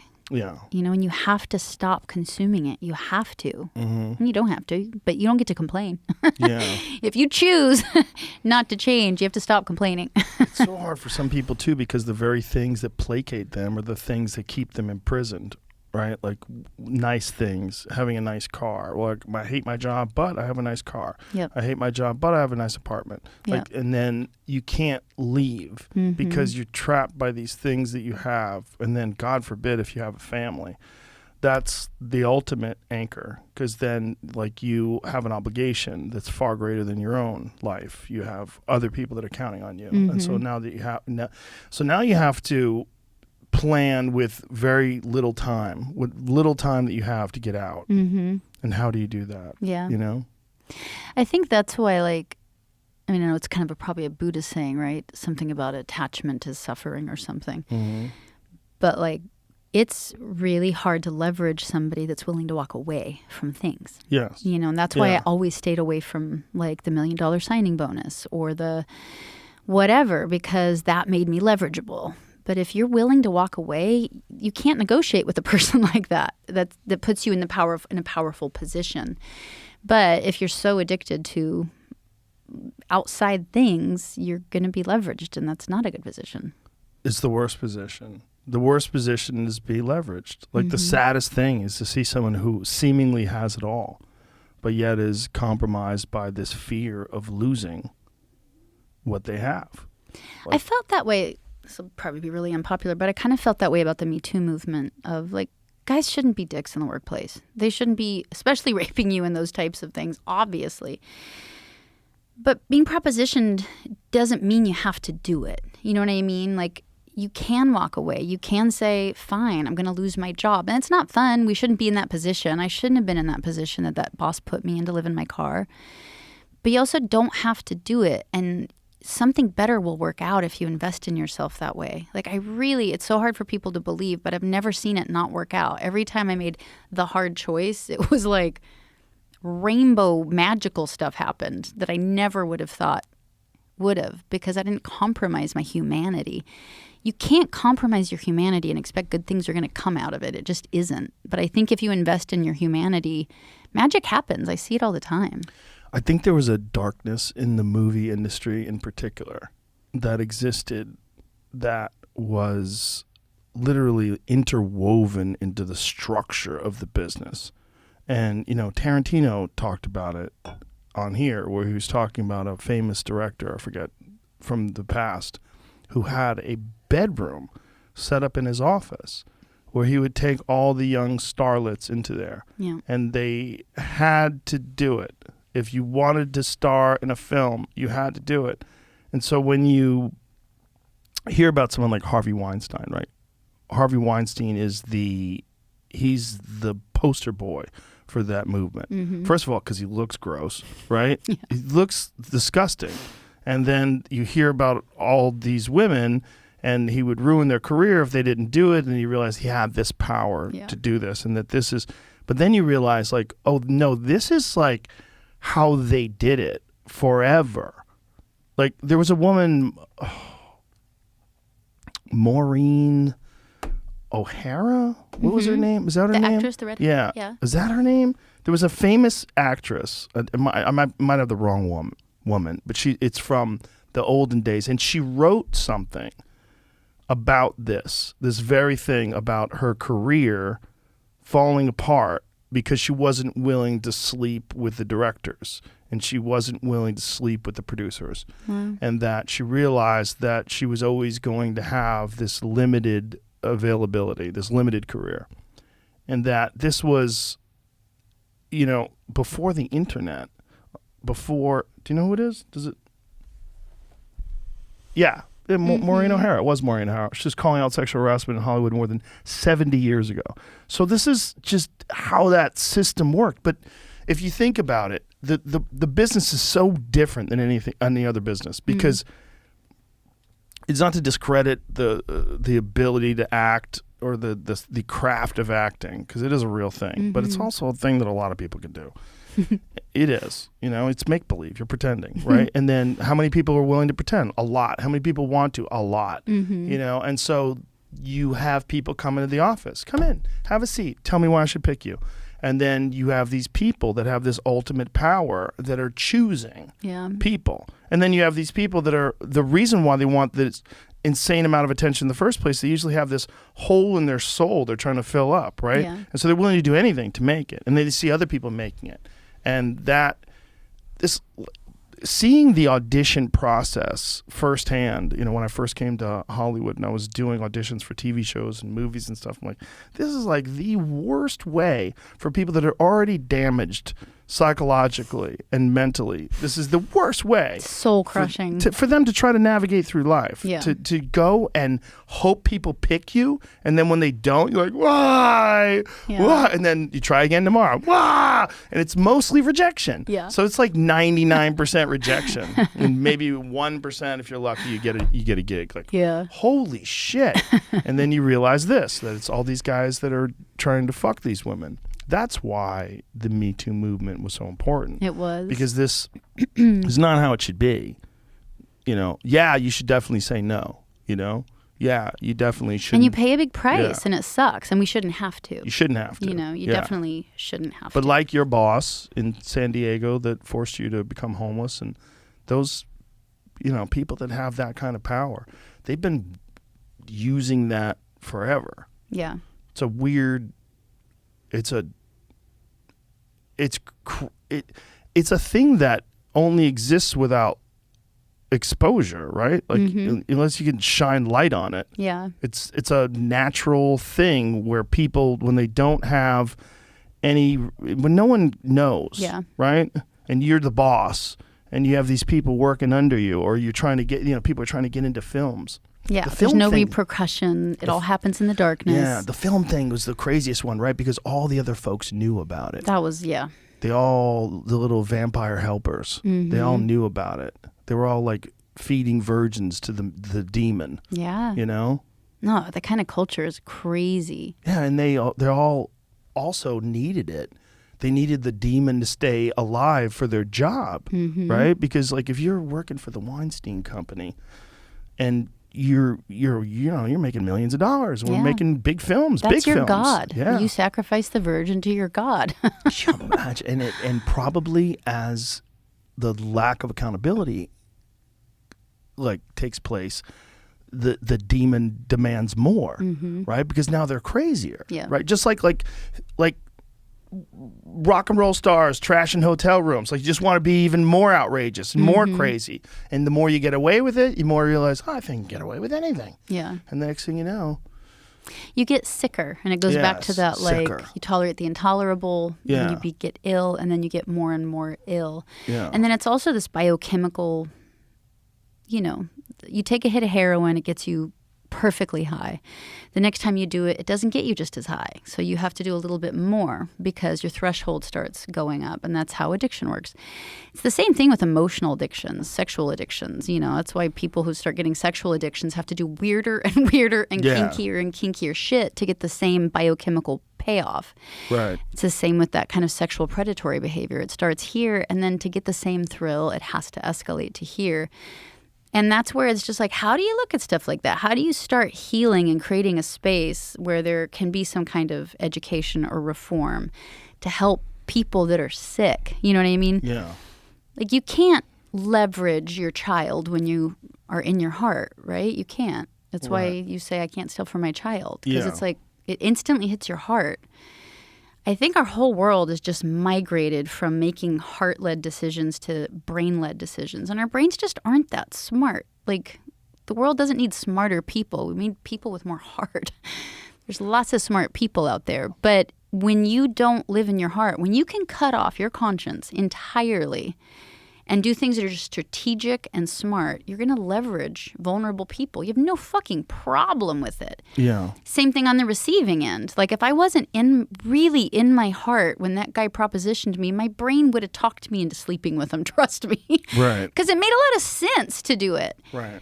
It was my heart that couldn't let me, so to me, and like the businesses that I'm creating, it's all just like, how can I figure out how to help people stop worshiping at the altar of like sheer mentalness and get into their heart and realize it's a safe place to be, because it's scary. It doesn't seem safe to be loved in this world. It doesn't seem safe to love, much less to live in our hearts. We've even kind of just forgot how to do it in general. But those Native American uncles I told you about earlier, like, they would teach you to walk this, it was called the Good Red Road. But the first step was hard. Very first step you would get taught as a kid. Isn't that funny that we just quit? Yeah. That's no longer the very first step to being human, is living in your heart. And we've suffered for it. Well, I think they had a smaller number of variables to take into consideration and a much greater library of knowledge about the variables that did exist, right? What were the variables that existed? You had to have community, you had to have the customs of the tribe, you had to have the ability to provide, you had to have the ability to protect your loved ones from intruders, and you had to have respect for the land and for the animals and for what provided you with life. As we've expanded our variables, we've abandoned all these core ideas about the value of all these different things like love and community and friendship, because we've thought that's important, but you really want to make sure that you get a career. You really want to make sure that you have your PhD, or you really want to make sure that you get ahead and you invest in the stock market. And if you're not investing in crypto, you're not investing in the future. And we want to like stack, and then you're dealing with so many variables that the human mind, which is designed for tribal life and small groups of 150 people trying to get through the world, you're not set up for this. You're not set up for it. And so, like Britney Spears, you're making shitty concrete. Like most of us make concrete with shitty ingredients. And so the structure of what you are, it's not, and very few people are going through like purposely going through difficult trials and tribulations on purpose to try to figure out who you are, forcing themselves, pushing themselves, digging into their consciousness, trying to figure out, okay, what's wrong with the way I think? How do I fix this? How do I make it better? How do I reinforce all the good things, and how do I eliminate all the negative things? Yeah. How do I look at it correctly? How do I look at myself? How do I do a real analysis of who I am? And try to figure out what patterns that I feel like I should stop and what patterns I feel like I should enhance. Yeah, and no one we're teaches not- you that. no one one's- teaches you that. They're teaching you facts and numbers. Yeah. And how to sit down and stay. And if little Billy can't pay attention, so we're going to give him drugs. You know, and like little Billy's bored out of his fucking mind. Like, And little Billy's built Yeah. to move. yeah, he's built to be running around. You're telling him to sit down for 5 hours a day and an hour in each different class. And he's like, ah! You're like, something's wrong with little Billy. No, something's wrong with you, motherfucker. Yeah. This class that you're teaching little Billy sucks. You're bored. You don't want to be here either. You've given up on your hopes and dreams. You know, and then the people that have given up on their hopes and dreams are teaching the children to give up on their hopes and dreams. You're like, oh my God. And it's for a system that was built in the industrial age that doesn't even have to do with the fact that we're moving into a gig economy. And so creativity, the ability to pivot, the ability to lean into the unknown are actually the skills our kids need. And that's not what we're training for kids right now. At all. With our foundation is a school, like an alternative school. So they do core, like, charter school curriculum for 2 days, and then they're with us the other days of the week. But all we teach them is like entrepreneurial skills, this type of mindfulness psychology, and then we teach them tennis because it's such a psychological game. They can really start to see like how they're doing. Yeah. Interesting. Why tennis? Because it's so psychological. How's it psychological? Because it's so competitive, but you're really kind of competing against yourself. And it's such an intense game that when you're off, you see it right away. You see it in your like everything from your swing. Do you play? No, not really. I'm not good at it, but I know that about it. And so I just thought it'd be good. I kind of just picked it. But what's cool is like right now we're the number 2 tennis academy in the country. And number 1 and number 3 recruit tennis players, and we just give ghetto kids rackets. Really? Yeah. Wow. It's really cool. And 99% of our kids earn their own college scholarships, and 90% or 70% of them this year were Ivy League level. Wow. And nobody else is getting those results. Like, it works, you know, like, and we flipped the model because usually there's this paradoxical reflux. If you give somebody charity, because I was on the receiving end, you feel bad about yourself, but you're grateful, but you feel shitty and you feel bitter. And I hated that paradoxical kind of reflux. And so with the kids, we don't give them anything. We just teach them how to do things, all these internal things of like, I'm going to help you figure out how to dissolve your bad concrete.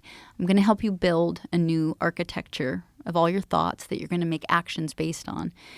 And it works. And it works really, really good. It's fun. That's amazing. That's an incredible result. Yeah, and that's the byproduct. So I think most foundations, they want to give a scholarship to somebody. That's like giving somebody the pear without giving them a tree. Like, I'm trying to help kids grow, and then the byproduct is just magic. Like one of our girls, Cheryl, when I met her, she was 15. She had just tried her second suicide attempt. She was in the hospital for quite a while, and I just started teaching her those little paper exercises. Like, what are the thoughts you're having? Are they true? Does it make you go tight or open? And just starting to work her through that. And I was like, I know it's hard to believe you're going to weep with joy one day. And she was like, it's impossible. I was like, I know it sounds impossible, but I promise you one day you're going to come to me and be like, I wept with joy. And I remember the day she called me. She's like, I'm sitting here weeping with joy. I can't believe how happy I am. She applied to colleges, got turned down. She applied to 10 of them, got turned down by 9. She never faltered. She was like, I've been doing the right thing. That's all I can do. The rest is out of my control. I know something will work out. Maybe college isn't for me, but I know something will work out. Like, she didn't tank, which was kind of amazing. And then she got her last acceptance letter and she just went to Stanford. Wow. Isn't that amazing? That's amazing. And she's going around campus handing out flyers that says, do you want a wellness buddy? And so like she's isn't that the cutest? So cute. A wellness buddy. So she has little flyers all over Stanford campus saying like, if you want a wellness buddy. And so she's creating her own culture that's healthy around her. It's so cool. It's really amazing. Fun. That's amazing that you've helped her do that you've given them this motivation and this fuel to you do just that. need a little help. It's like being taught geometry or trigonometry. It's like we just need to be taught some of these skills. I think they're much more valuable at the end of the day because what's the point of being famous if you're not happy? Like, what's the point? It's just crazy that those are not the school. That's not the skills that schools are teaching. It's like we we know this. Like, if you say it, it's logical. Like, everything you're saying is very logical. Yeah. This is not like we need cold fusion. Like, well, that would be nice, but we don't know how to do it yet. No, it's like, this is all doable. Yeah. This is all logical. There's a real cause and effect. You see how you've managed to rethink your life, and it's turned out amazing, and it's doable. Mm-hmm. And there's so many people that are in this pit of despair and don't feel like there's a way out of it. Well, people have done what you've done. They've gotten out. They've figured it out. They've managed to navigate the territory, and now they want to show you a map. Yeah. And let's look at what are the most important things. Well, one of the most important things is, how do you think about things? Yeah. What meaning do you give things? Do you give things this meaning? Do they have meaning, or do you give them meaning? Because very often things don't have a meaning. You assign them a meaning, and you can assign them a positive meaning or a negative meaning. And you can decide that this is going to be a learning moment, and that this is going to build adversity, is going to build character. You're going to get through this, and you're going to come out on the other end a stronger person. Pressure builds diamonds, and to realize that, and to have these incremental moments where you see success, and then you build upon that, and then you learn to trust the process. You'll come out on the other end. But they're not teaching you that shit in school. They're teaching you to memorize things. They're teaching you facts, and they're teaching you how to do calculus, and they're teaching you how to apply for schools. They teach you how to pass tests. And families aren't teaching us. You know, like, we've literally lost this skill, you know, so it really needs to be taught again, thoughtfully and intentionally taught. That's actually why I worked with the state of Ohio. It has the highest opioid death rate, I think, addiction rate, and school shooting rate. It's really sad. Ohio does? Yeah. Really? Jamie, what's going on in Ohio? Yeah. I haven't been there in a long time. See if it's I right. don't know. Keep me honest. But anyway, I worked with the Montgomery County School Services there to create, like, how can I take this curriculum that I know works for me? I helped these kids for the last 18 years. And how can I get it into, like, an English class where it's not like you're going to the counselor's office for a separate thing or some other whatever outside school program or something. It's not layered on. Like, how can I legit bake these into English class? And so that's what we did. It's called SELA, like social emotional language arts.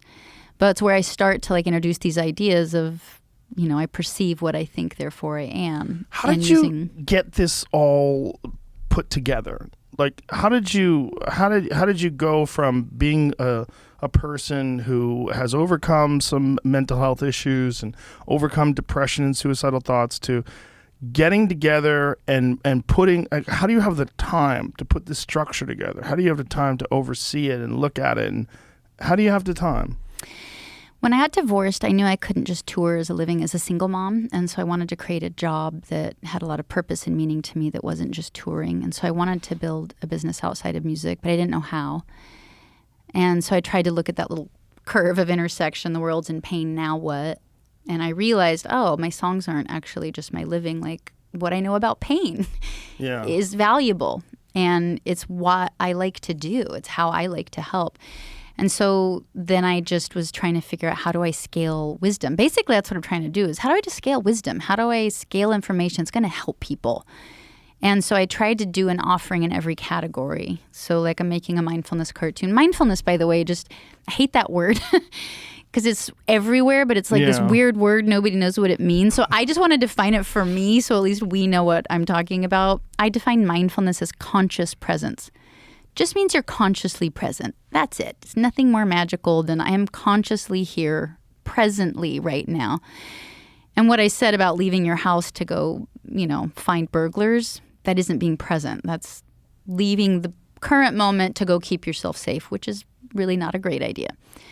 So meditation, there's two halves to mindfulness. Meditation is like a bicep curl for building presence. And they've actually been able to show you can affect the shape of your brain and how your blood flow works, you know, just by meditating. And you can do as little as 8 weeks, I think they showed. So that's the bicep curl of, I can learn to be present for longer and longer periods of time.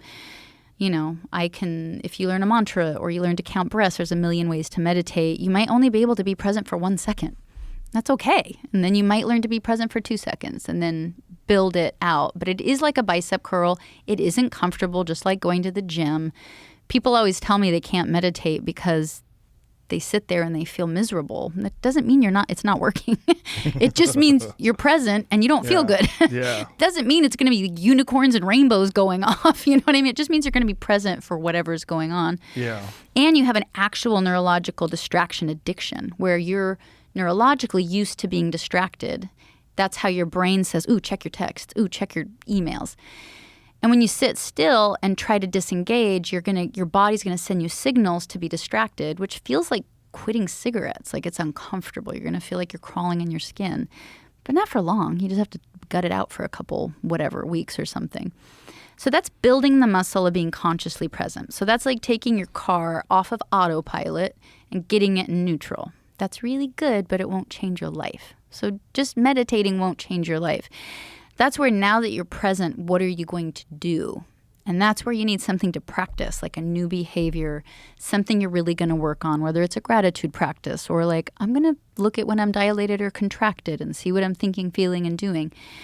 And then you just start building one at a time on those skills. So I was able to sort of, and with kind of these neuroscientists who are like, yeah, these are legit, these really work. I started figuring out how could I teach these concepts to a 5-year-old, to public school children. For me, that was like creating this, language arts program, and then this culture company for adults. And I've just found really good partners where I'm supplying the information that I know, and then the great people in Ohio, and then a salesperson are helping sell it. I haven't sold it yet, by the way, so don't look at me. I'm not like a huge success over here, but it's the right idea. I think we're about to maybe sell it New York school district, which fingers crossed, because this is the right idea. Like we have to start helping our kids with trauma in school where kids are without giving them an extra job. So, and then the culture company we just started with Saxworks. It'll be our first project where we're actually trying to tinker with humans in the workplace and see how it goes. And I think also just for kids, particularly kids with trauma, you can give them an understanding and a sense that you care about them as an individual. You can they can go, oh, I'm not just part of the herd. I'm actually a person, and there's tools that they can help me use, and I can get out of this. Yeah. Whatever terrible feelings that I'm having right now, many other people have had terrible feelings, and they've overcome this to become very happy, productive, loving people. Yeah. And it can be done. And our teachers are overwhelmed, and they're trauma triggering too. Like we just have a fatigued system. They're also not paid well. Fatigued, they don't feel appreciated. And they're dealing with COVID, and it's hard. It's hard for people.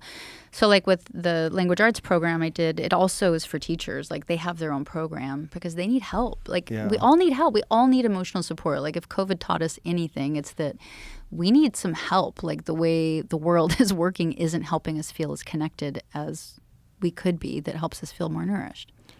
We're at 3 hours and 40 minutes. Damn. Isn't that crazy? Yeah. Time flies. Time flies. When you're having a good conversation. Truth. You brought your guitar. You want to end with a song? I mean, yeah, I can. Do you want to? You don't have to. No, I just don't want to I feel like we've been here forever. The poor people are like... No, they're not listening.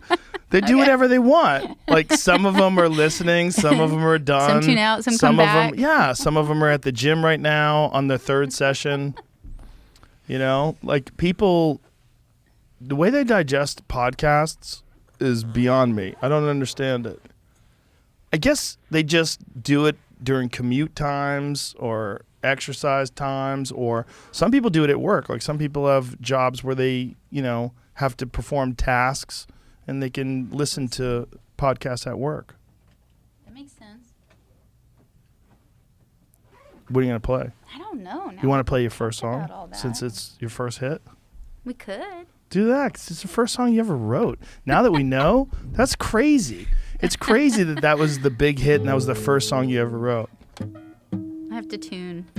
Here's another question. How come you didn't let the other fingernails grow long?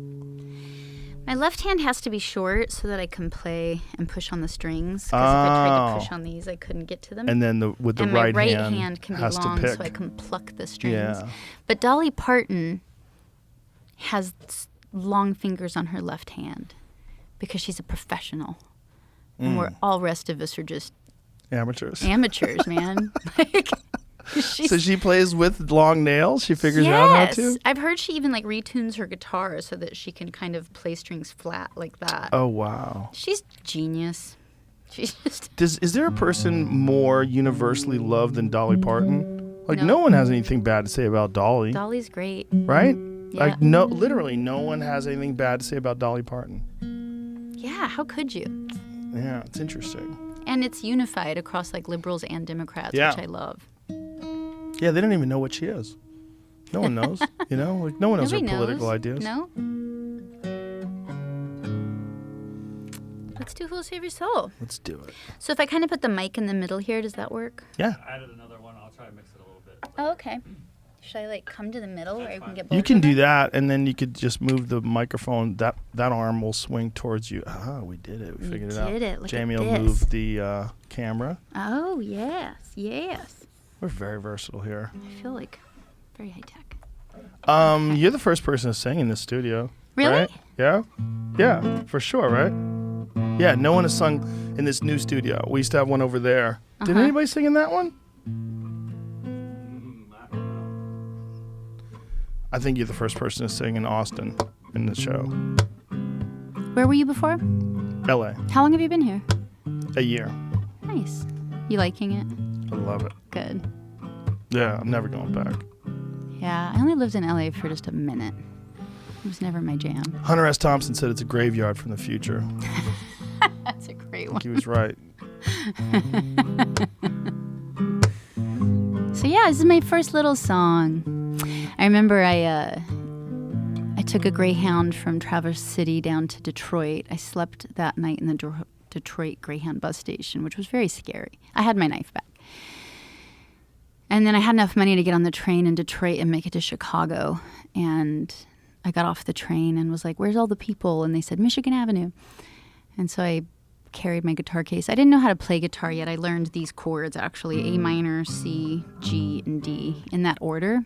And I just didn't know how to go out of order yet because I just wasn't coordinated enough.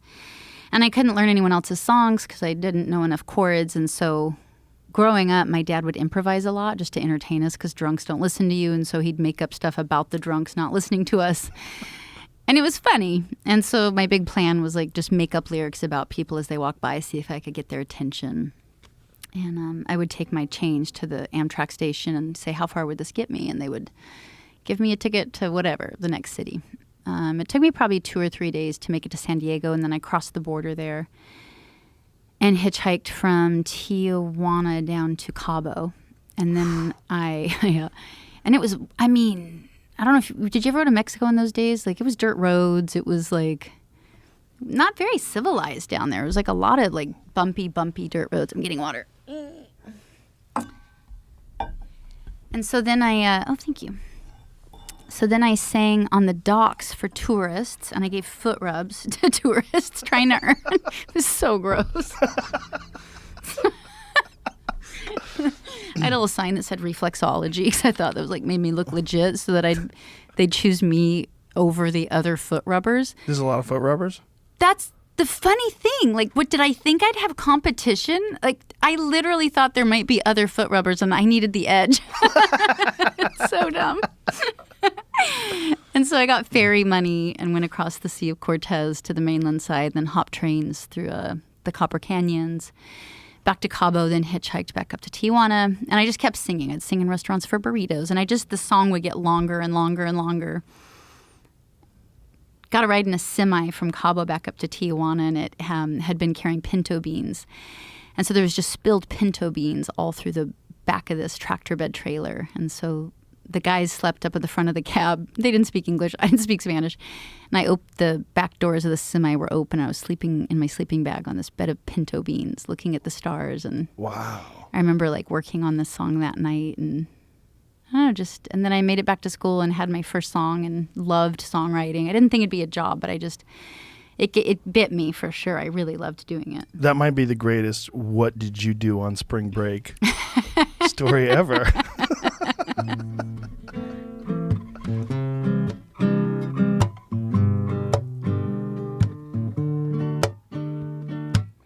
People living their lives for you. On TV they say say they're better than you, and you agree. She says, hold my calls from behind those cold brick walls. Says, come here, boy, there ain't nothing for free.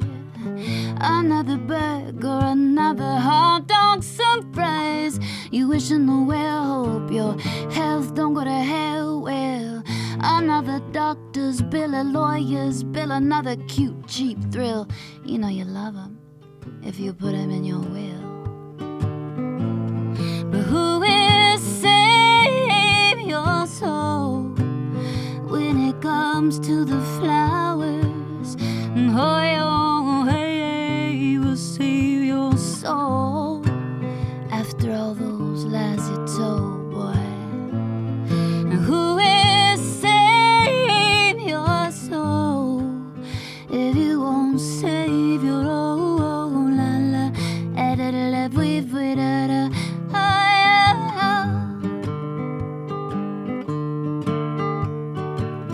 We try to hustle 'em, try to bustle 'em, try to cuss 'em, and the cops want someone to bust down on Orleans Avenue. Oh, another day, another dollar, another war, another tower went up where the homeless had their homes. So we pray to as many different gods as there are flowers, but we call religion our friend. We are so worried about saving our souls, afraid that God will take his toll, that we forget to begin with.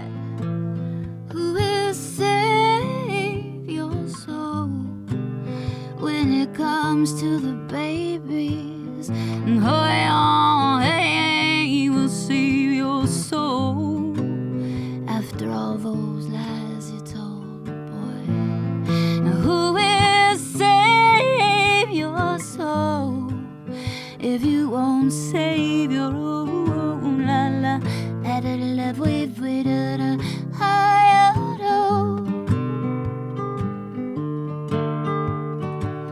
now some are walking, some are talking, some are stalking their kill. You got so-called social security, but that don't pay your bills, 'cause there's addictions to feed and there are mouths to pay.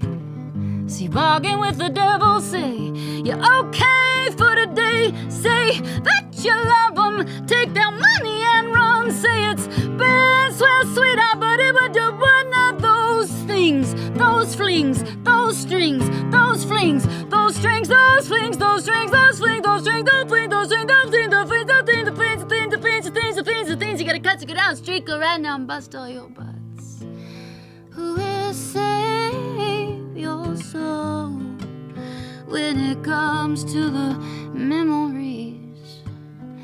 Oh, yeah, will save your soul after all those lies you told, boy.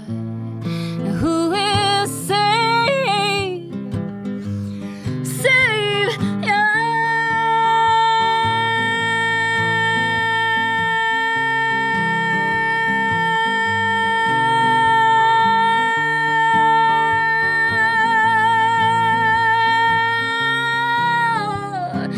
soul if you won't save your